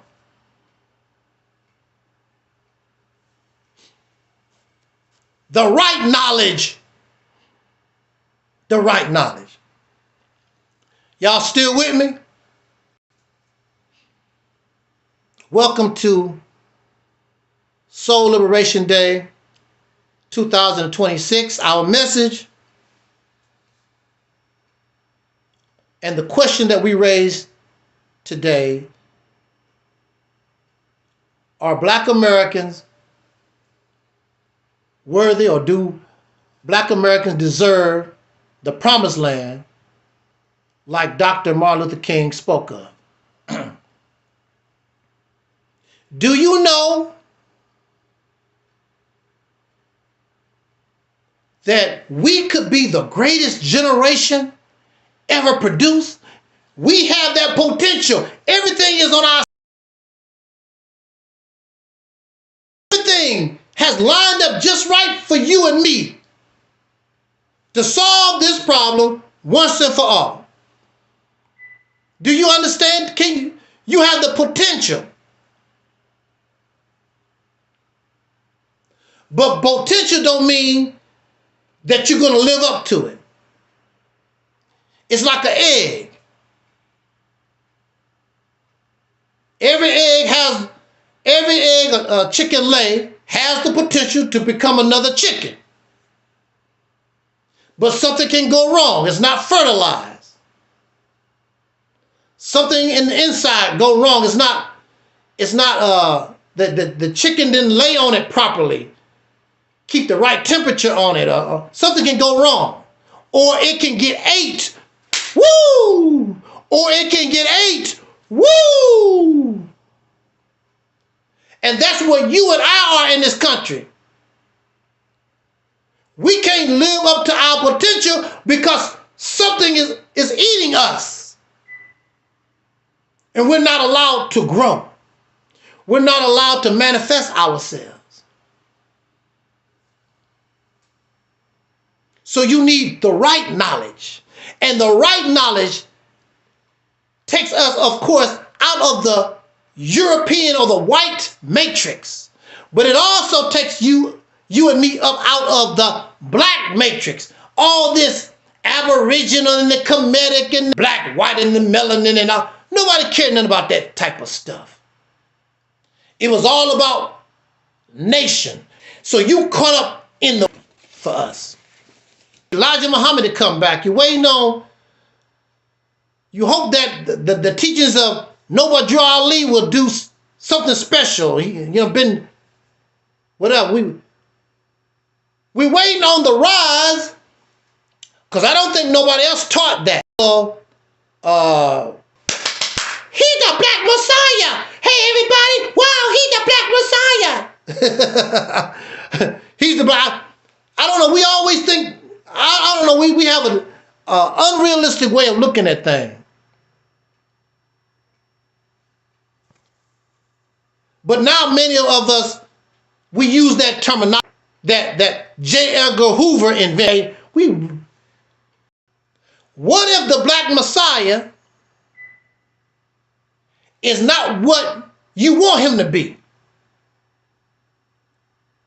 Just like many people ask white folks, when Jesus come back, what if he's black with a big afro?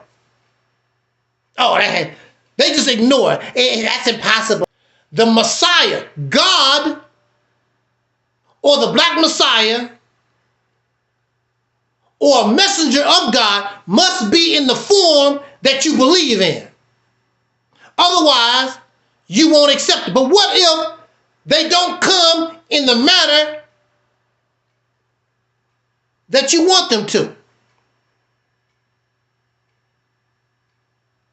Then there's a problem. I guess you're going to miss your Messiah. So in the scriptures it also say, he came unto his own, and his own received him not.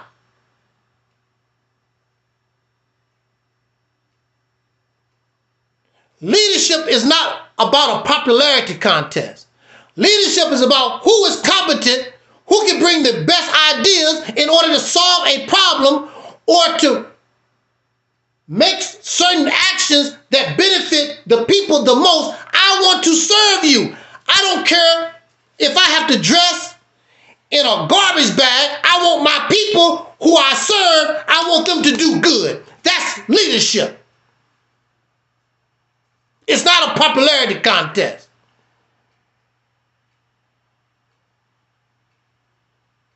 I'm very humble when I say this. I don't give a damn how popular these people are. If you put me on the same stage with Farrakhan or Nuri Muhammad or Ben X or Sanetta or whoever you want to be, whoever you want to be, Mr. Leader, put us all on the same stage, give us the same opportunity, I will beat them coming before the people. I already know. They're not offering nothing. They already have thousands of people and don't do nothing with them. That'll be the first thing that I say to the people. Minister Farrakhan has thousands of people. Sanetta has thousands of people listening to him. Thousands of people listening to Umar Johnson. What have they produced? That'd be the first thing that I hit them with. They have no plan. They have no vision. They just have talk. They have no goals. They have no purpose. They don't know what the hell they talking about. They don't know what the hell they doing. That's the reality.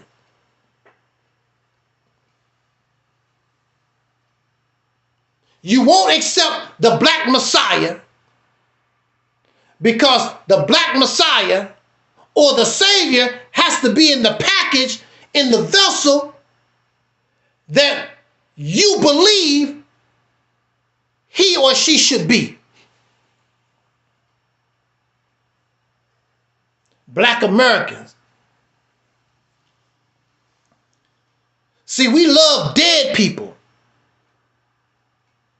We love dead civilizations because you can paint them any way you want to.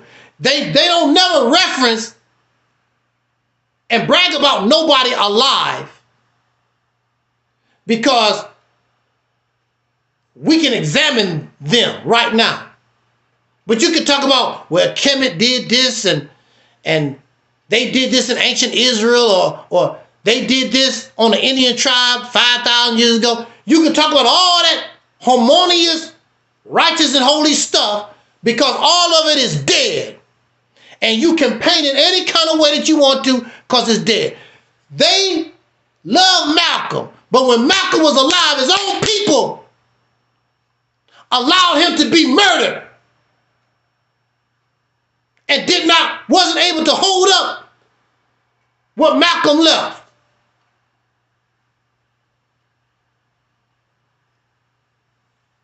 When he was alive. Now you have all these people. I love him. You love Malcolm because he's dead. You love Elijah Muhammad because he's dead. You love Nobody draw a lead because they did. You paint them any kind of way that you want to paint them. Because they're not here. I love Dr. King. But when Dr. King was here, you gave that poor man pure hell.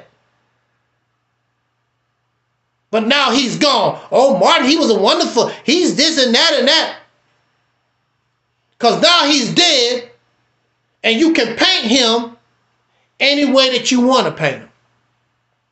We love dead folks. You praise Assata Shakur, ain't do a damn thing to help that woman. You want to pray or put on this false face, talking about you honor H. Rap Brown. You ain't give a damn about that man. How long he been in prison? I don't see no YouTube video. I don't see nobody constantly talking about them because they might as well be dead, and now they are dead. And Assata Shakur and H. Rap Brown, they didn't really offer no teachings. So basically, you don't really give a damn anyway. All this crying and whimpering, like I don't even see any videos. I saw some memes about Assata Shakur and H. Brown. I don't see nobody talking because you don't give a damn. You can't use them to feed your damn sickness, feed your emotion. The wisdom of the teaching, the beliefs. They can't give you a bedtime story. The bedtime story.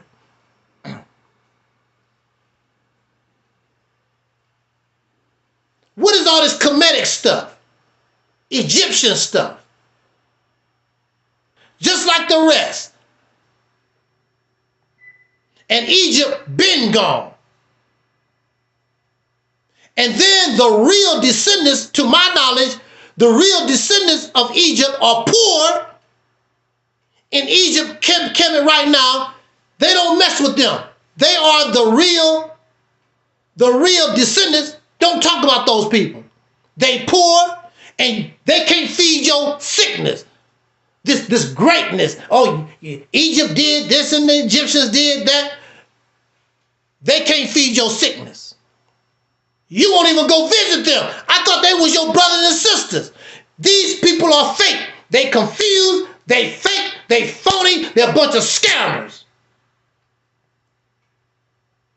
But you don't care because of the fairy tale, because of the bedtime story, because you're immature in the mind and you're not real. And you're not really ready for the struggle, what it takes.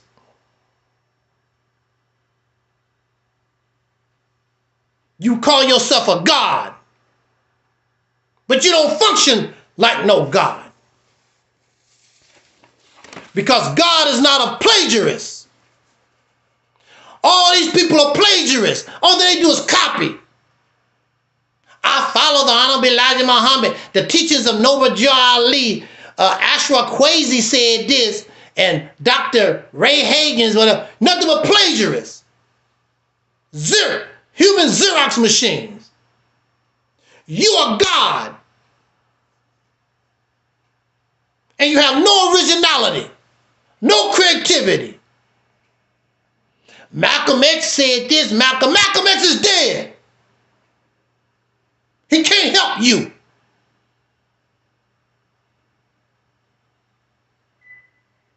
You don't know how to take what Malcolm X taught and make it your own.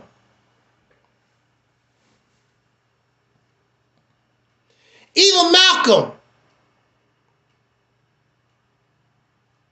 when he was in the Nation of Islam,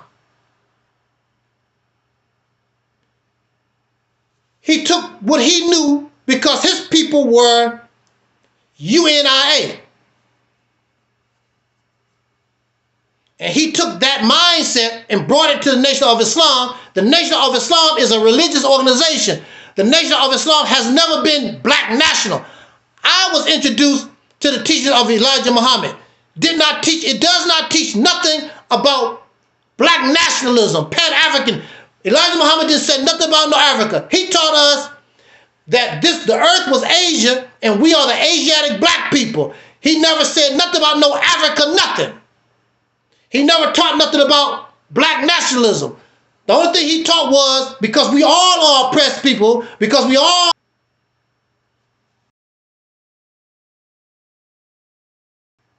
Frederick Douglass. Umar, you don't learn nothing. So you can only go to where those people left off when they died. The wisdom of Malcolm X stopped 1965, 1975. And that's where all these folks stop. What Louis Farrakhan tried to do is he revised things and flipped things around or whatever to try to make it sound different, but it's still the same stuff. He revised it to make himself the new Elijah Muhammad doing the same stuff, supposed to be on a different level. But he didn't bring nothing new to the table, because if Farrakhan could bring something new to the table, you don't need Elijah Muhammad teaching. But he can't bring nothing new to the table, so all thing I'm going to do is revise and refurbish what was already put on the table and ride the jockers of another man. So what has happened is you find yourself in a state of suspended animation. Stuck in Egypt, stuck in the 1930s, stuck in the 1960s with the Black Panthers. That's where they stuck. None of it was successful. The marching and the boycotting that you learned from Dr. King, that don't work no more.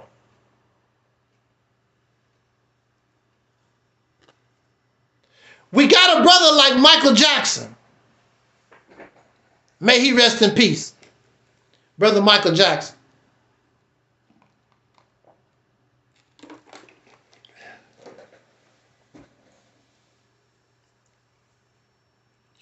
Michael Jackson was an original. But then he wasn't.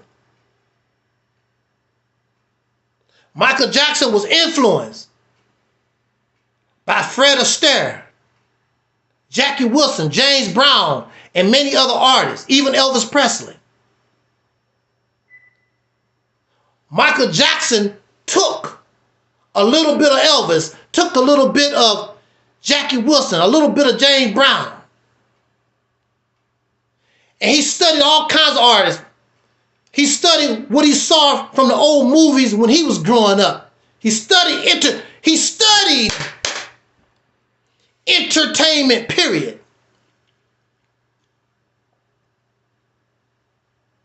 And he became the Michael Jackson. Michael Jackson took the moonwalk. Michael Jackson did not create the moonwalk, but he gave it his own spin. And now the moonwalk, most people know the moonwalk because of Michael Jackson.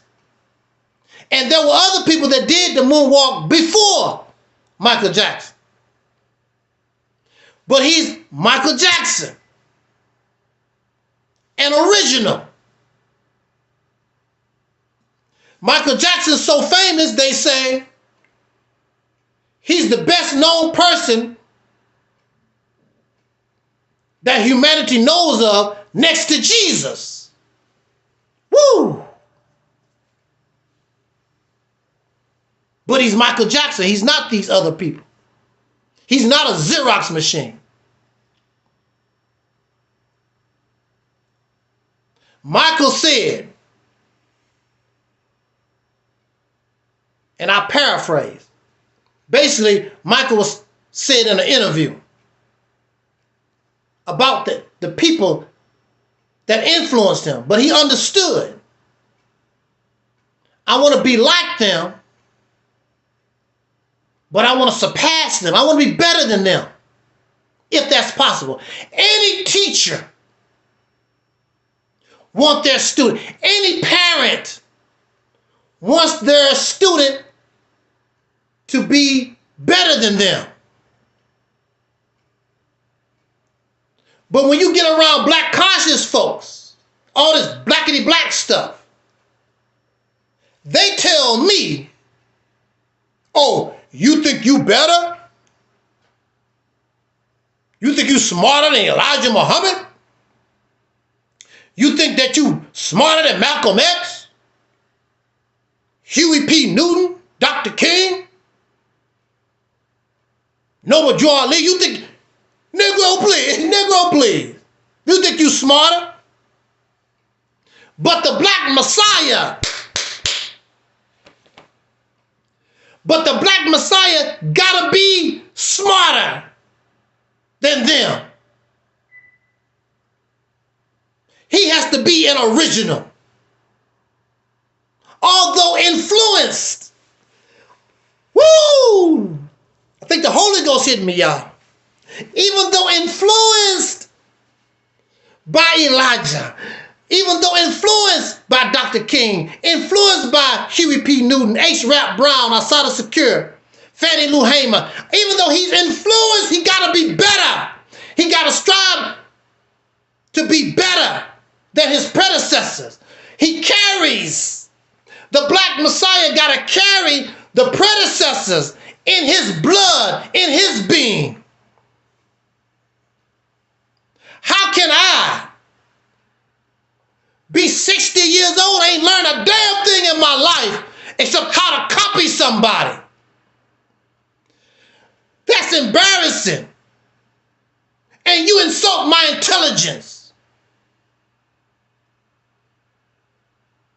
And when you talk about Elijah Muhammad, that's not even his teachings. He got it from he said he got it from some half-white guy.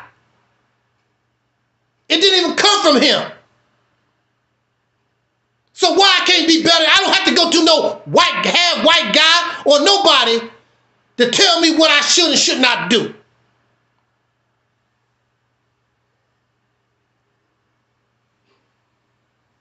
They're nothing but human beings. They walk, they talk, they use the bathroom, they make mistakes. They're not perfect. We learn from their mistakes so that we can walk better. And if we don't solve the problem, we can put the next generation in the driver's seat so they can solve the problem once and for all. Because this slavery has to stop. It has to stop.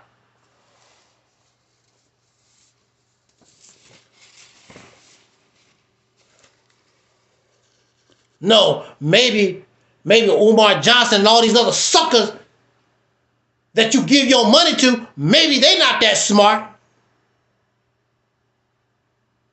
I've been around and I've had experience.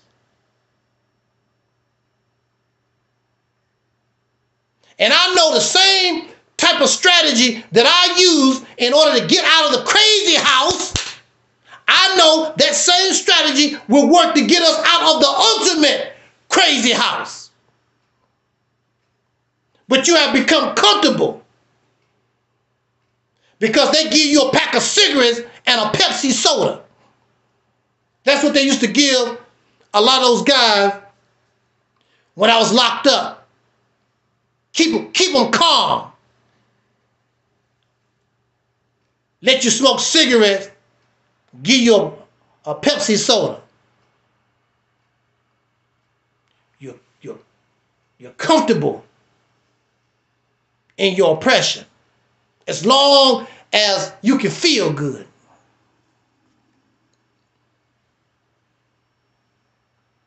The black Messiah gotta look the way that you want him or her to look. If you have a rat problem, a mice problem in your house, and somebody bring you a white cat. Oh, I don't mess with no white cats. Who cares? The only thing you should care about is, will that cat catch these mice, get these rats out of my house? You tripping on, I want a black cat. I want a spotted cat. Who cares? As long as the cat come in, get these mice out of my house, I could care less. You tripping on the vessel, what it look like. It's just like a lot of the food that we eat.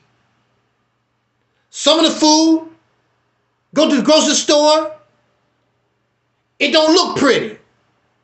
It's just as good as the stuff that looks pretty. A lot of times it's better. Oh, they got all them spots. I remember when I was growing up and I bought my first car. It was a rust bucket. People was laughing and giggling. At the bus stop, you laughing and giggling. My car is a rust bucket. You at the bus stop. I'm at work. You still on the bus trying to go to work. And then when we get off work, you got to go out in the cold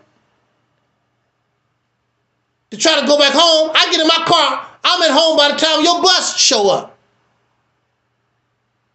Who cares about what it looked like? As long as that car got me to point A to point B, I could care less that it was a rust bucket. Laughing and giggling. And you on the bus. You're not mature. That's silly. Silly talk. You'd rather catch the bus than have your own car that can get you put, because the car is ugly. Who you trying to impress? Who y'all trying to impress?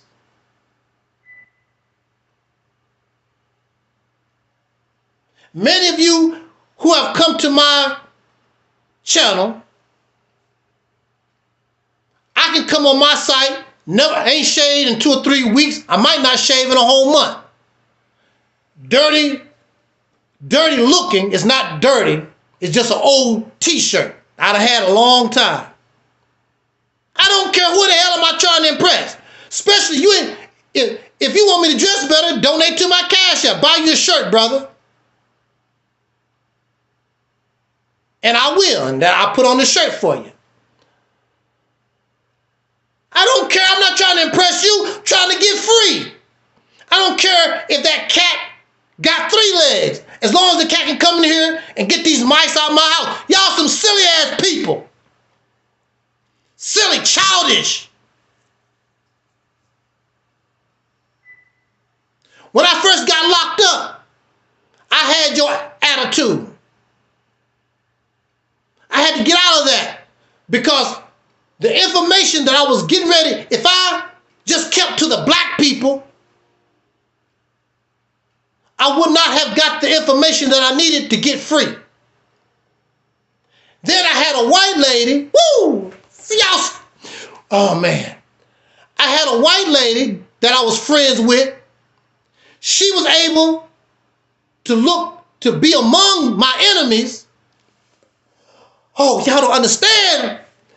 I had a white lady I was friends with. She was able to go among my enemies and tell me what they was planning to do to me, so I could already be ready for them when they come. Woo! You ain't hear me though. You ain't hear me though. She helped me to be ready for them. And she brought me law books. They told me they took the law books, which is against the law. They took the law books out the library, and the white lady brought me her law books. She was going to school for law.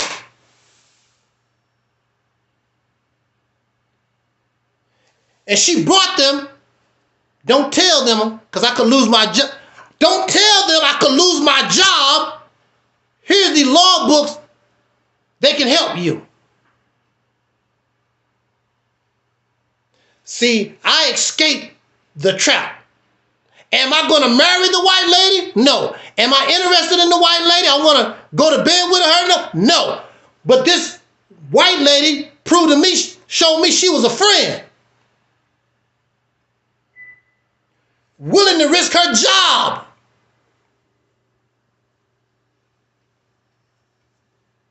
There are many Caucasian people that's not like, you want to put everybody in the same basket. Everybody's not in the same basket.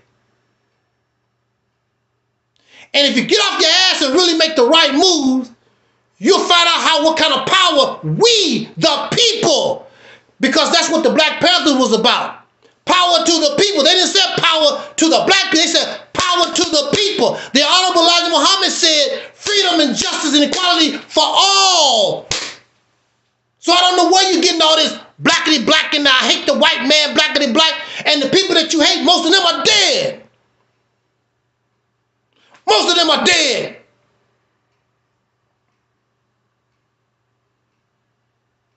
Shout out to our brother in the house, the MD20.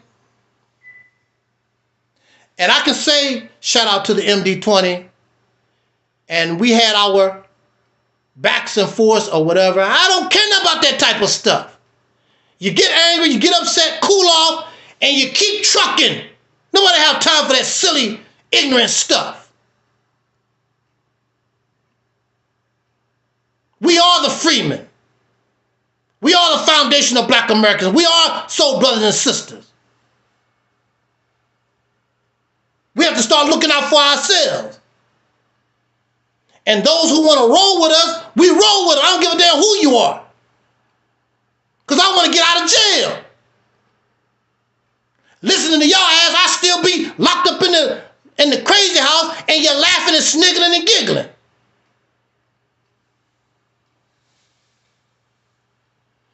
You trapped in this web of racism. You gotta mature, trapped in emotion.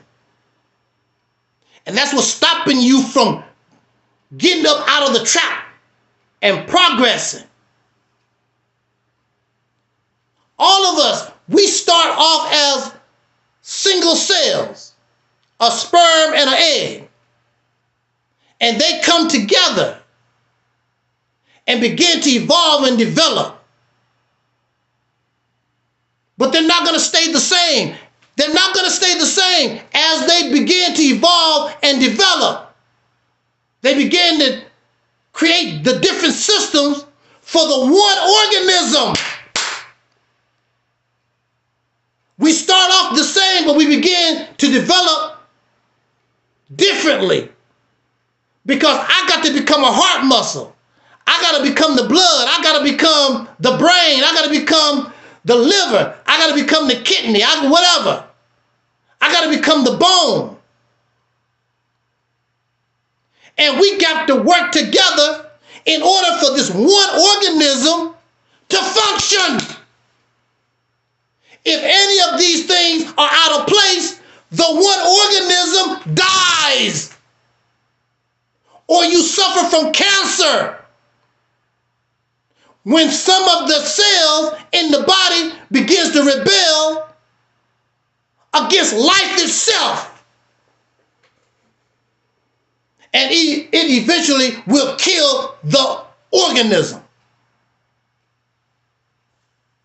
Unless you remove the cancer.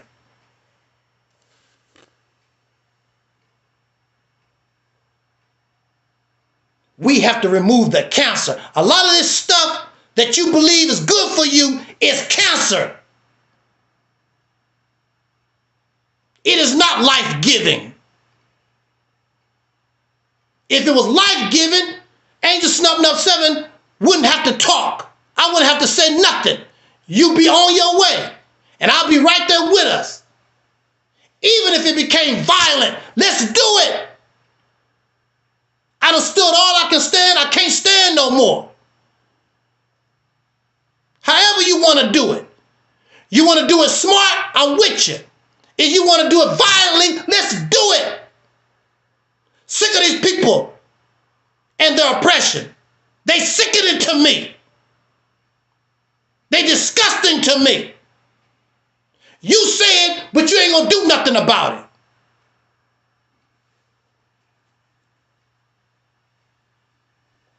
When the caterpillar, some people view the caterpillar as an ugly creature. Some caterpillars are pretty, but a lot of folks may view the caterpillar as an ugly little insect. But soon the caterpillar spins a cocoon, and the whole inside of the animal changes around. And out from the caterpillar comes a butterfly that don't look nothing like the caterpillar. And it can fly. Shout out to Phil Fox. Phil Fox is in the house. Appreciate you.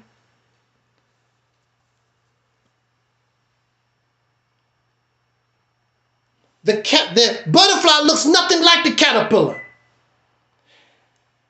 Ancient people used to believe that the caterpillar and the butterfly was two separate insects or two separate animals. But they're different. And the butterfly is capable of flight. It went through a metamorphosis. And you wouldn't even know that it was a caterpillar. Have no idea.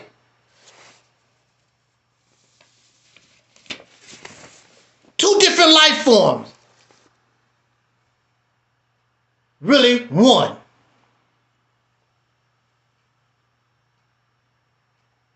So to reference the Bible, and it talks about the angels.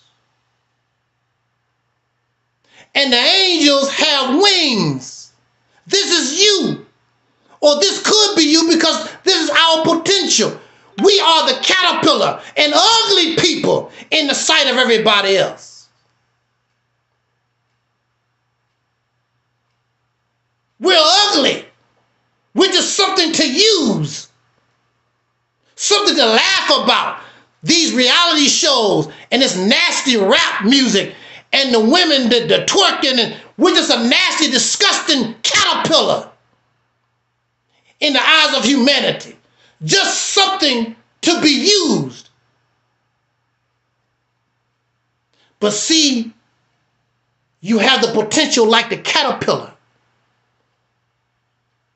to put a cocoon around yourself. What is the cocoon? The cocoon is to put the right knowledge around yourself. So you can go within and change your cell structure and go through a metamorphosis and come out with wings. Come out like an angel. And the people will see you after your metamorphosis and they will say, you sure those people aren't black American? Are you sure? You sure those people was niggas? Huh. You gonna come out and you won't be identity confused no more. You don't have to sit around here and debate, oh, I'm a Freeman, I'm a Pan-African, I'm an Aboriginal. You won't have to do all that no more. All that will be solved when nature gives you your wings so you can fly and go to the heaven, not only for yourself, but now you are in a position to show the rest of humanity. This is how we're supposed to be. And you don't have to worry about the scholarship and being a teacher. The only thing you got to do is go through your metamorphosis and be the new you. Don't have to teach nothing. Be the example. And the people will come to you. How you do that? And you really don't have to go to war with people like Donald Trump. You have to go to war with all these dictators and all these evil ass, wicked ass folks. The only thing you got to do is be right. But if they want to get down, you can get down.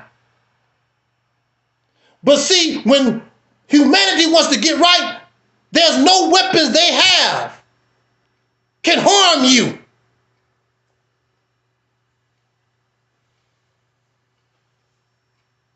You just don't understand your potential.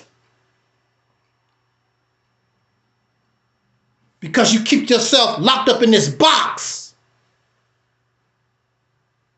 A dead box. That's no longer relevant. We don't live in the 1930s no more. I was born in the 1960s. I can't wear 1960s shoes no more. I look like a clown trying to dress the way I used to do when I was a child in the 1970s. That's over with. They consider that a costume, or maybe some fashion designer would try to bring the fashion back again. But you look like a clown trying to be something from the past that no longer exists, something that you never was.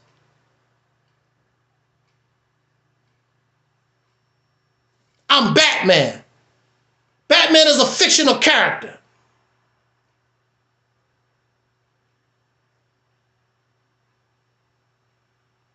Batman is a fictional character. You can't be Batman. It's a costume. You can't be people in 1930, 5,000 years ago, on an Indian reservation 500,000 years ago. That's not you. You got to be who we are. Those things are part of us, part of your history, but they're not you. That's why Michael became Michael Jackson. He could have easily tried to copy James Brown or Jackie Wilson, whomever. He had to become who he was, how I feel.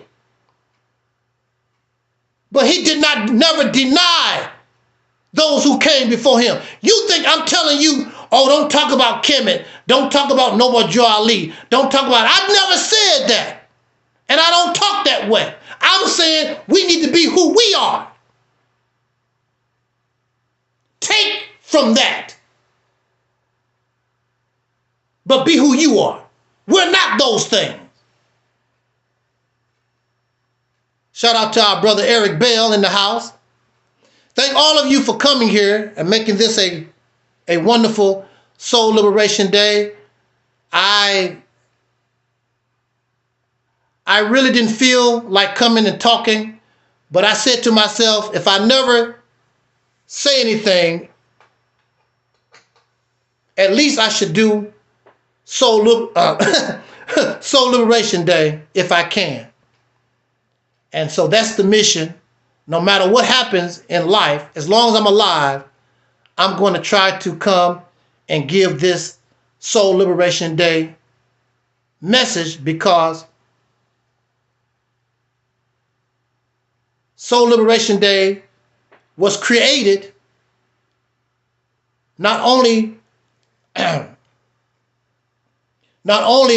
because to celebrate my own celebration from my incarceration, but it's the celebration of us as a people finally getting up out of the grip of this crap that got us messed up.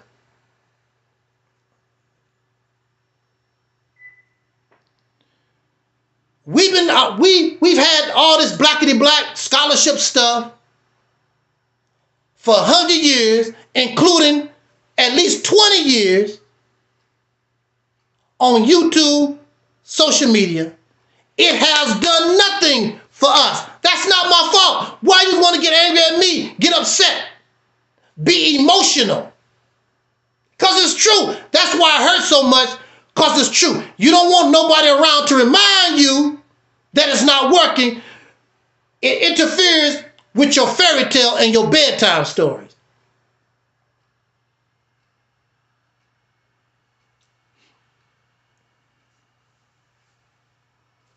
I want to say this in conclusion.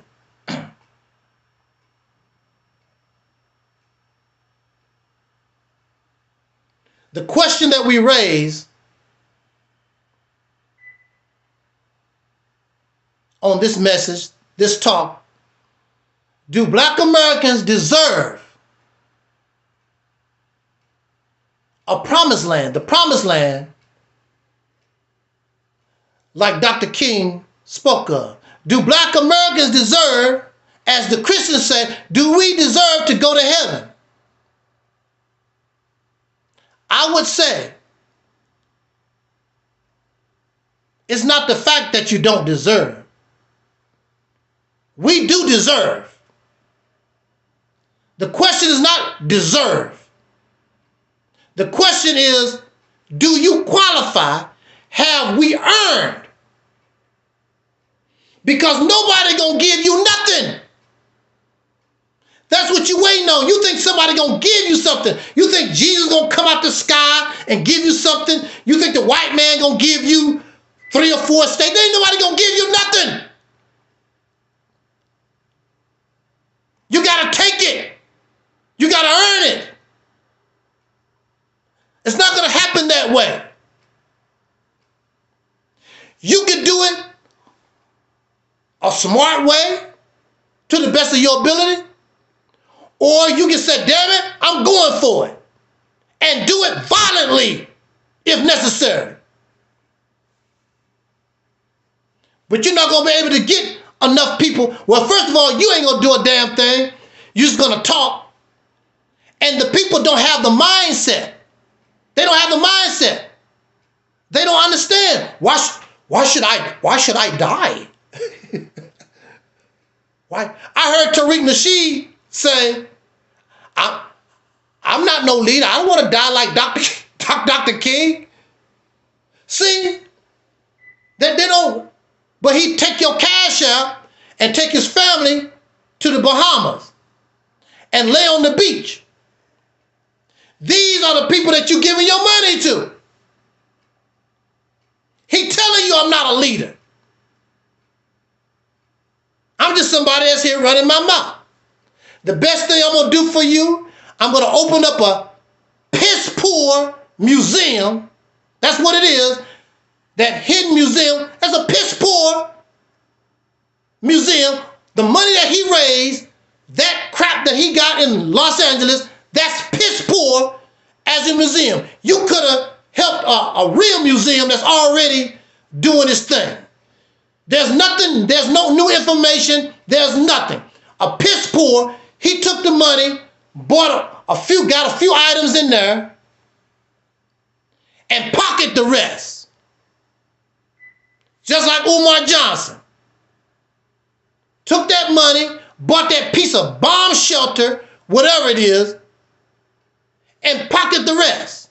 And still, they all still asking, donate to my cash app, give me your money. And because they give you a good bedtime story, there you go. Brother Talib said, Umar begging to keep his bills paid. And if folks want to, I mean, that's their money. If that's what you want to do with your money, so be it. I don't tell people what to do with your money. At the same time, don't be crying, talk about, ain't nothing getting done, blah, blah, blah. You don't want nothing done. You want somebody to feed your sickness. I don't do that here. I'm not interested. I'm old school. I was a baby, but I was there. I saw in real time what was happening outside of Secure and H. Rap Brown and the Black Panthers, Huey P. Newton. I didn't really understand. I was a little boy. I was a baby. But that stuff, it was exciting to me. What's going on? I wanted to fight too. I was a scary little boy, but I wanted to join the fight. There was children in the 1960s, didn't go to school. They got up and went to join the fight, the civil rights fight. Children, here we are, grown men and women. Don't do nothing, stay in your ass just watching YouTube videos. Go, Dr. Umar. Go, Taalik. I wonder what Sinetta talking about. And you have children on the front line. Y'all some pitiful ass. Woo! Damn pitiful. So in conclusion,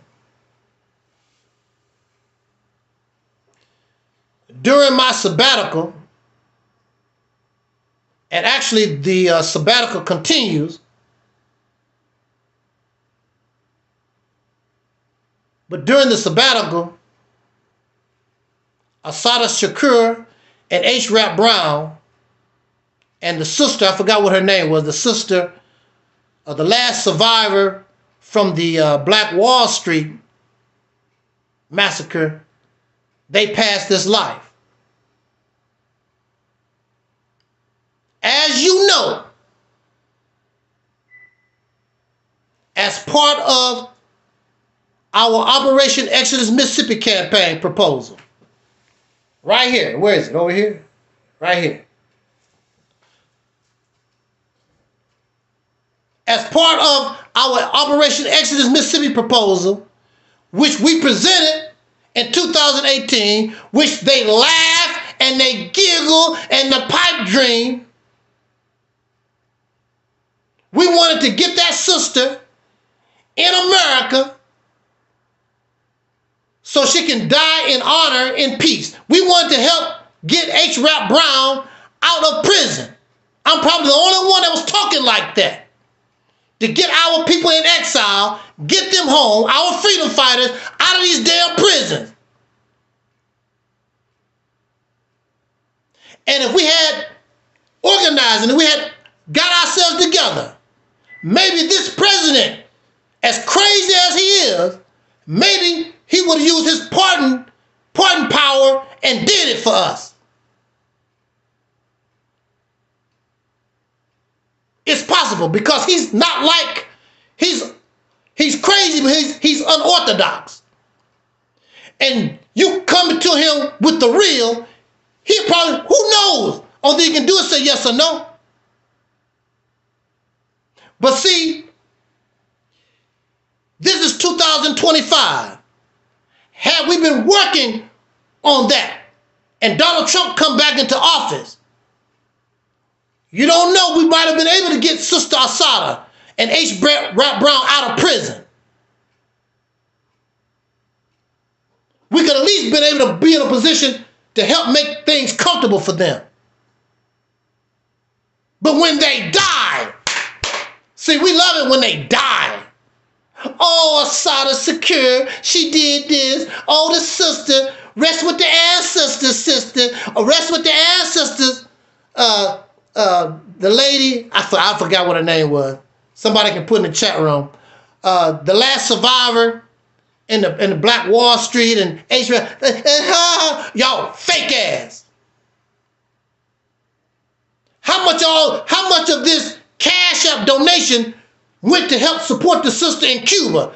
How much of that Cash App money go to help support the brother H. Rap Brown when he was in prison? And he's not the only one. It's other brothers and sisters still in prison, over, to my knowledge, over 100. Nobody cares about them.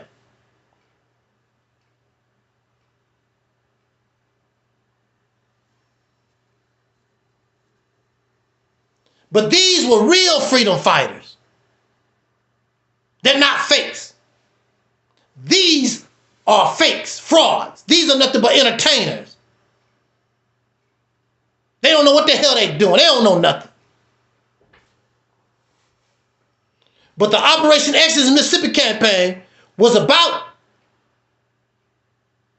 getting those brothers and sisters in their last days, wanted them to leave this planet with honor, surrounded by us, and show them we love you and appreciate what you've done. That's what I wanted. But those who you give your money to don't give a damn about nobody except themselves. And this is proven. This is not allegations. This is not speculation. We see it. It's been done.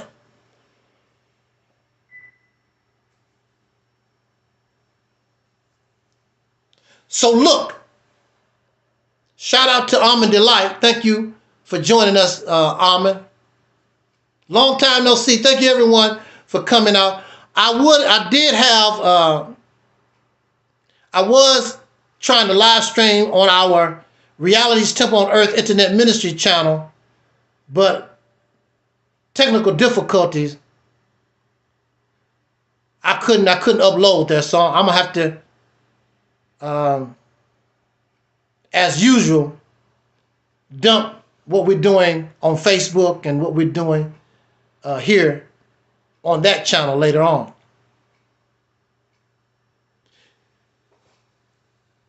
We don't have no shame. We're not embarrassed about ours. Look how the white people came out for Charlie Kirk. They did all this stuff for Charlie Kirk.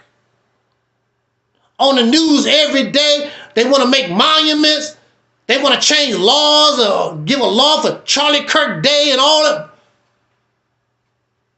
Ours died. Who spent years in prison, who went into exile for us. We don't do nothing for them. You're not embarrassed. You don't feel no kind of shame. We acting like we love. You don't love nobody except being a comfortable ass Negro slave. You don't like me because I keep it real. You don't like me because I can admit to my mistakes. I can admit to being error. You don't like me because I challenge you on your bullshit. That's why you don't like me. And YouTube and Facebook and all this social media garbage flag me down and terminate me.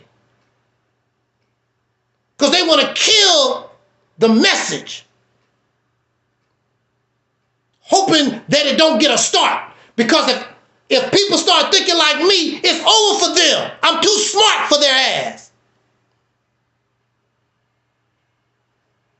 And they know it. Facebook just all of a sudden, I'm like, damn, just start taking my Facebook down. I'm like, what the hell? I'm a nobody. Only 10 people listen to me. What they messing with me for? It's the message. The real message. Guiding us to the right knowledge. We're not talking from emotion. We know how to play chess with your happy ass. Will you make this move? I'm going to make that move.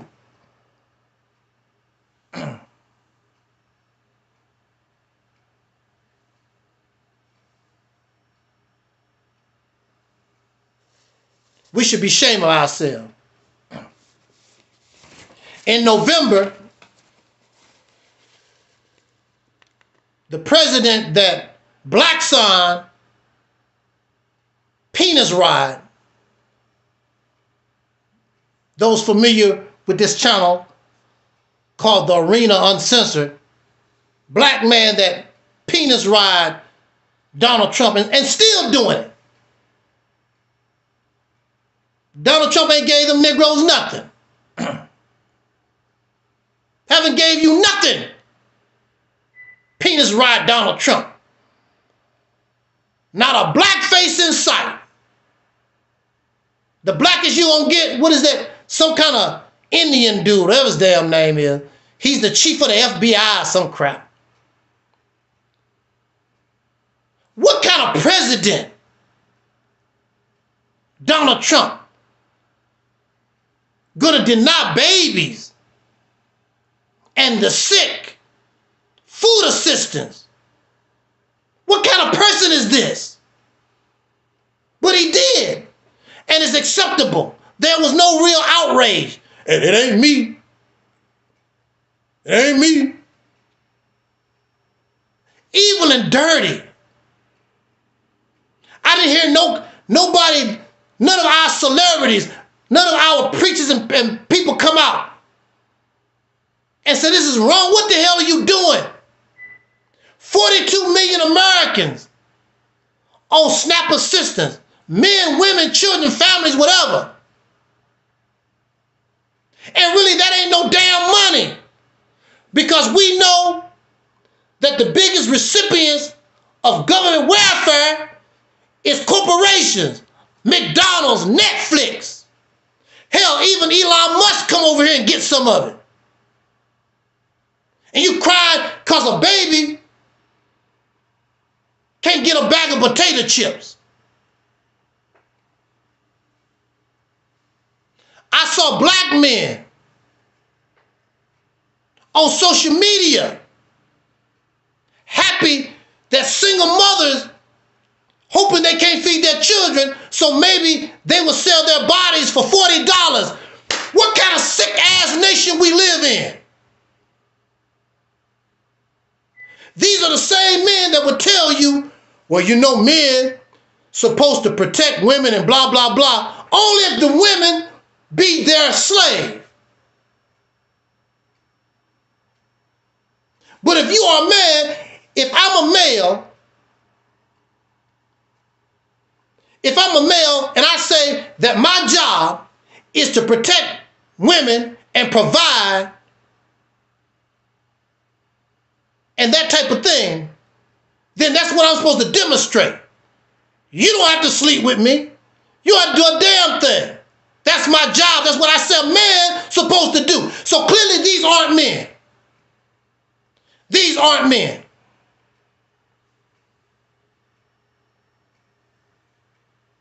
Bunch of pieces of trash. What man is going to hope that a woman do bad, so I hope she sell herself to me for $40? What kind of trash is that? You're not men. Well, I don't protect all women, only the good women, you don't protect the good women or the bad women. You're a piece of trash.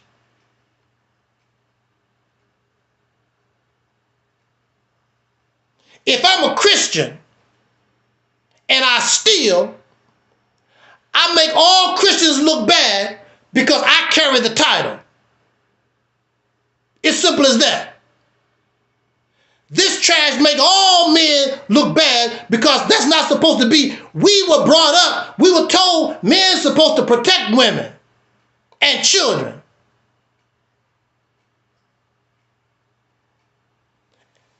You hoping that they sell their body to you for $40. You don't care if children don't eat. Then they talk about the family. We supposed to have, how are we going to have strong families when the men is pieces of trash? You are an example to little boys. They see you and watch you do this.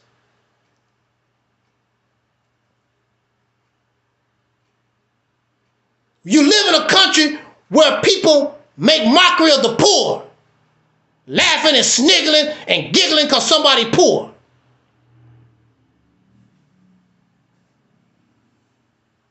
I wish that the poor and the middle class could rise up and take all this crap like they did in Russia, like they did, I think, in the Russian Revolution and the French Revolution.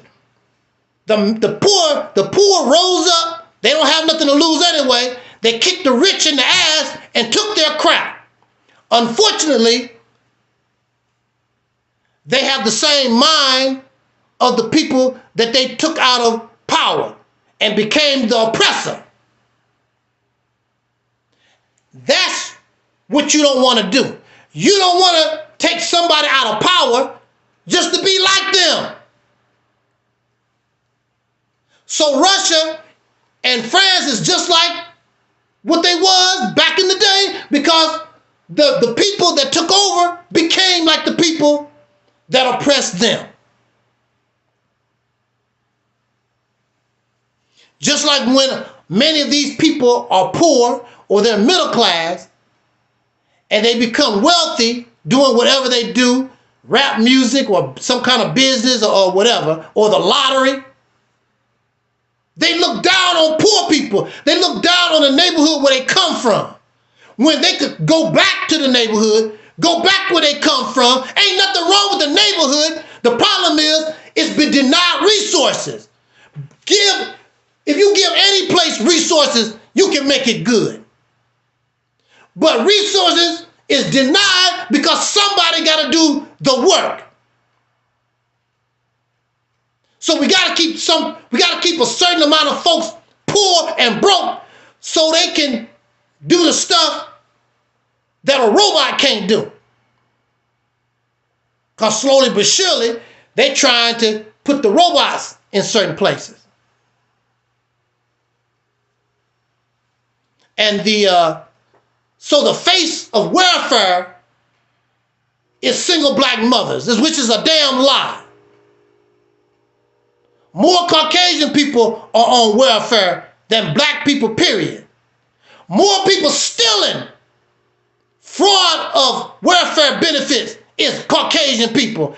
And Donald Trump said in the state of Minnesota, those Somalis from Africa, you know y'all Pan-Africans, your favorite people, the Somalis, they don't learn how to steal welfare benefits. And of course we know about these Nigerian scams that target elderly people, your favorite African folks. And they doing all this scamming and stealing, ain't giving your happy ass nothing. Don't even talk about your Pan-African ass. Silly. But see, again, our Operation Exodus Mississippi proposal, we would have been put in a position, whether the federal government do anything or not, we can take care of our hungry, our poor. Part of the proposal is to get our people off the street. Matter of fact, if you can, it don't make no difference. Get homeless people off the street. Nobody deserves to be suffering on the damn street unless they want to. Selfish, greedy, devil-ass type folks. They smile in your face and fake. That's why you stop talking about keeping it real.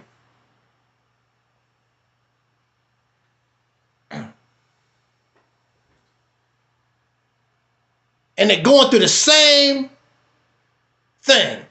Yeah, I was going to say that, Brother Taalik. These immigrants, I even watched some of the videos on Instagram. Even some of these Asian people are finding out everything is not what it's cracked up to be. They complain. I seen videos with Asian people complaining about these racist white folks, this MAGA stuff in America. Everybody is beginning to see things for what they are, where black Americans, we already know we've been living with this bull crap going on 500 years. And 20 years, you've been giving your money, your time, and your support to a bunch of bums ain't did a damn thing for you in 20 years. Nothing. They laugh at the Mississippi campaign. What have they done? Absolutely nothing. The same nothing they was doing before the internet. The same nothing. We've done nothing since the end of the civil rights era. This generation has done nothing since the end of the civil rights era. Absolutely nothing. The biggest thing they brag about is the Million Man March. So what? Didn't produce nothing.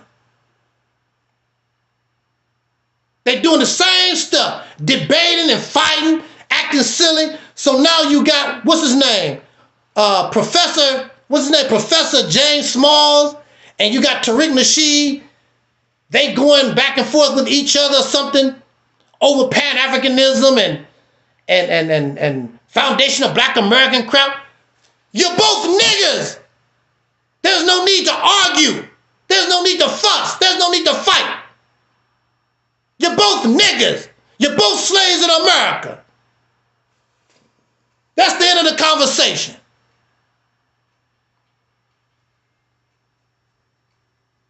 You got black men happy that women can't feed their children.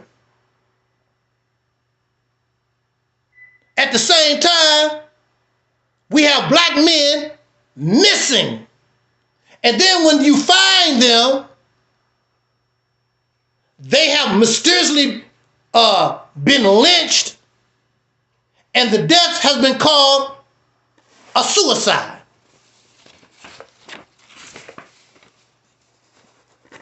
But you so busy worrying about a woman cannot feed her children so that you can get some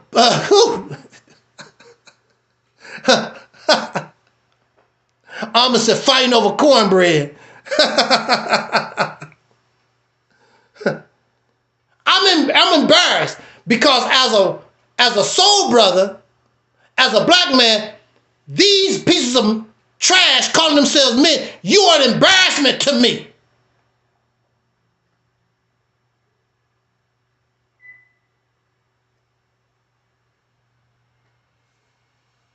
I don't want to see people. I don't care what color of your skin is. I don't want to see nobody homeless. I don't want to see nobody having problems eating. I got to sell my body for $40.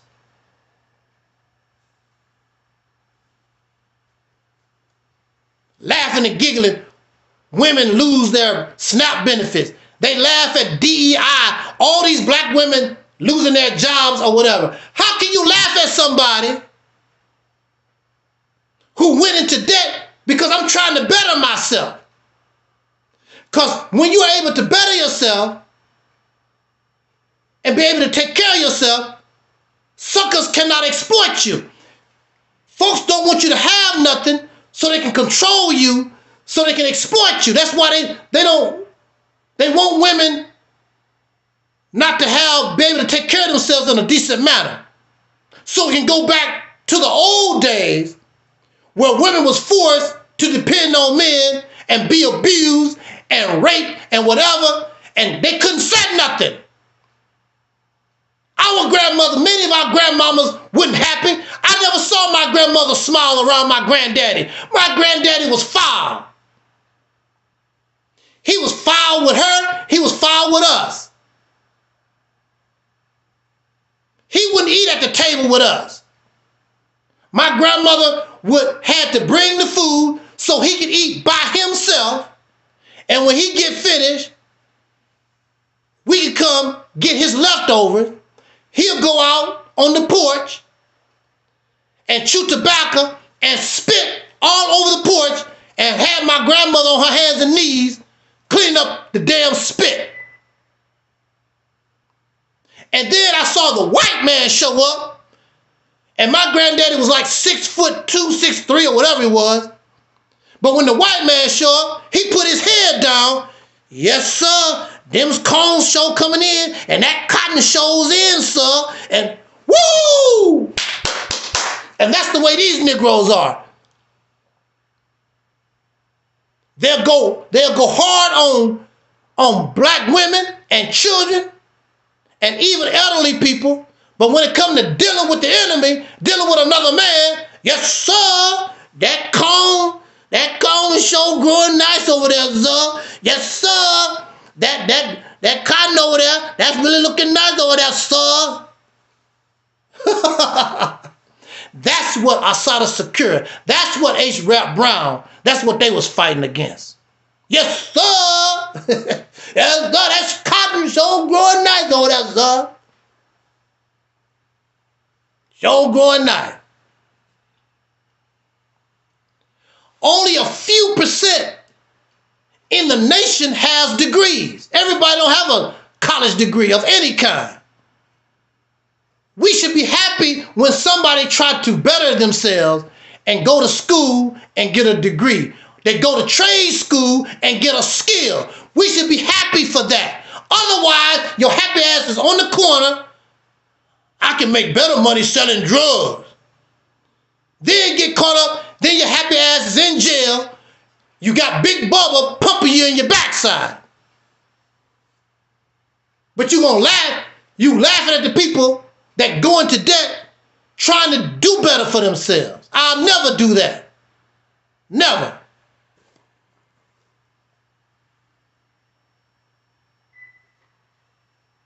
They put drug dealers and pimps, criminal activity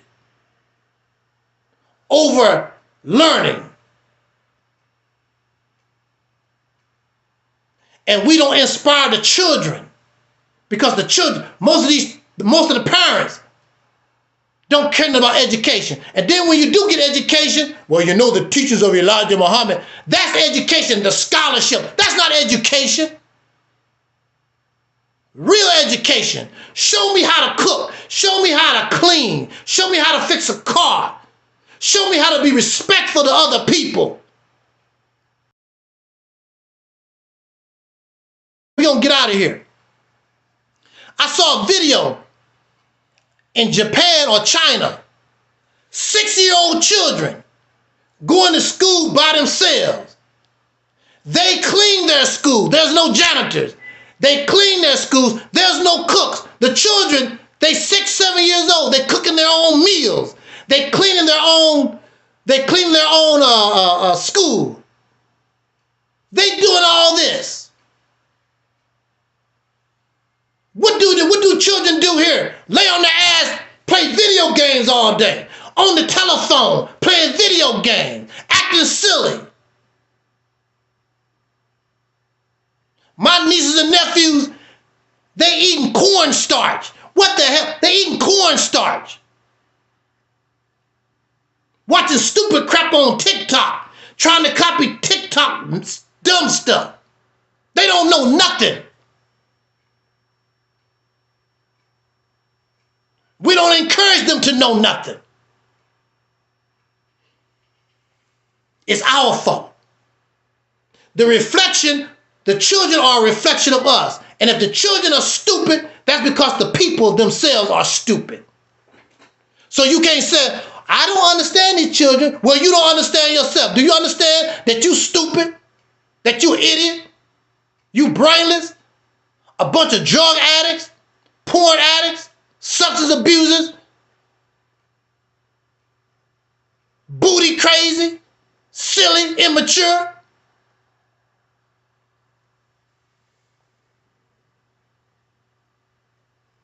I will say this.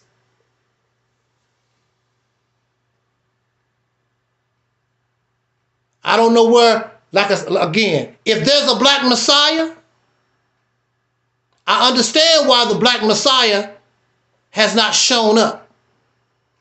Because we don't qualify. What's the sense of the black Messiah show up and you ain't ready? You ain't gonna do nothing. You want to hear the black Messiah teach. Teach, brother. And you want to clap. Teach, brother, black Messiah, teach. That's what you want to hear. But in the scriptures, in the Bible, it talks about the return of Jesus, and it says that Jesus ain't coming back to talk. I come with a sword in my hand. I'm coming to get down. You done had enough teachings. You done had enough talk. The black Messiah come with a sword in his hand. I'm here to get down. And he's going to end up in jail and prison and probably electrocuted. Because these niggas ain't going to do nothing. That's the reality of it. Because they're not ready for a black Messiah. They're not ready for reality. They don't have the mindset. They're not like Assata Shakur. They're not like H. Brett Brown. They're not like our people in the 60s, which, as far as I'm concerned, was the greatest generation. We have the potential. The baton was passed in our hands. And we dropped it 60 years ago. and don't want to pick it back up. Because we're following scammers, believing lies,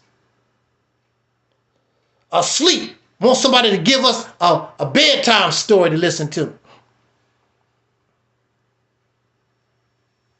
So it's not about whether or not we deserve. Yes, we deserve as a people. We deserve the promised land. We deserve some heaven being in hell over 300 years. At the same time, ain't nobody gonna give us nothing. We have to take it. Again, going back to the scriptures where it talks about how God told the Israelites, I'm going to give you some land or something to that effect. And when they got there, somebody was already on the land. Say, hey, somebody already on the land. I thought God was giving that to us. You got to take it. God said it's ours. That's the mentality of the patriarchy for the last thousands of years. I don't give a damn if somebody already there. I'm going to take it. I don't suggest that. That's not right. What I suggest is that be intelligent. Don't be like them and turn to bloodshed and violence to get yours. You don't have to do that. Because we all human beings, and whatever affect one human being will affect another. As the COVID-19 epidemic demonstrated. COVID did not give a damn whether you're rich, poor, black, white, baby, it didn't give a damn. It's killing you off. We got to find a way to stop it. It's hurting everybody. Drugs hurt everybody. As long as it hurt black folks, no big deal. Now we got meth, we got all these other drugs in the country. Oh, we're going to start blowing up ships. Boats coming from Venezuela. Because our people are dope fiends. Because all these things affect everybody. We need to go through a metamorphosis. We need to become brand new. So also, I know I'm quoting from the scriptures. This is Sunday. We in church today. But in the scriptures, it talks about the God. And the God said, behold, I make all things new. You can't stay the way that you are in order to change. We have to become new. The butterfly was a caterpillar. It became something new. We have to become new. You have to do something different. How you going to change something staying the same? Not to forget the old, but you got to become new. You got to do something different. I have always thought for myself. I was a believer in Elijah Muhammad teaching, but I still was my own thinker, a self-thinker. And I always learn from my mistakes. And the worst mistake got me locked up for 10 years. There's nothing wrong saying that I'm stupid. There's nothing wrong with saying I don't know.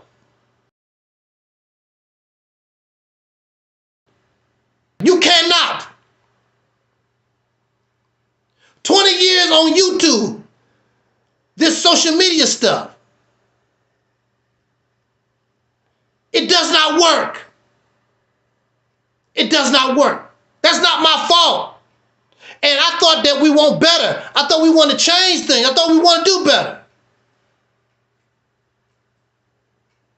We got to do better. We got to change. We got to earn our wings and become that butterfly.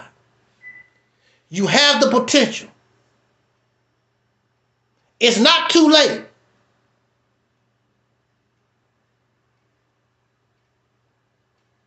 But once something But once the bus comes, and you're supposed to be there at 7:15, and you don't get there to 7:30, you miss that bus, it's over. Everything is at 7:15, everything is right. Everything is aligned. Everything that you need in order to change yourself and make yourself, take yourself to that next level. Not don't pretend. You gonna see it you gonna see the substance. Not no talk, feel good, bedtime stories. You will see in real time if you give yourself a chance and break up out of the black matrix. All this race garbage. It's not getting you nowhere. Black people aren't going to unite like that. It's not going to never happen. It hasn't happened in 100 years. It cannot happen when you are caught in this trap. Arguing and fighting. I'm an American. I'm a Kemetic. I'm a Aboriginal. I'm a fool. I'm stupid. Whatever. You deserve better. But nobody's going to give it to us on a silver platter. You're going to have to want it. And if you want it, you're going to have to change. And once you get on that road, once you begin to really understand, you're going to come back to Angel Snubbed Up 7. Whether I'm living or whether I'm dead, you're going to say, damn, we could have done that a long time ago. Because in your heart, you know what Angel Snubbed Up 7 is saying is right. It's not about my ego. It's not about praising me. Look behind me. I got EnVogue. I got Malcolm X. I don't have a picture of me on the back of the wall. Because it's not about me. Who cares? It's not about me and my ego. It's about solving a problem once and for all. And even Elijah Muhammad said, I don't care who get the credit as long as the job get done. Which they do. They say one thing and do another. People say that. But they want the credit. That's why they don't like the Mississippi campaign. Because they don't want to give me any credit. But they don't have no choice because they know it didn't come from them. And they don't want to even talk about it because it makes them look bad. And if the people gravitate toward that and it actually work, they don't want that to happen. But again, like I said,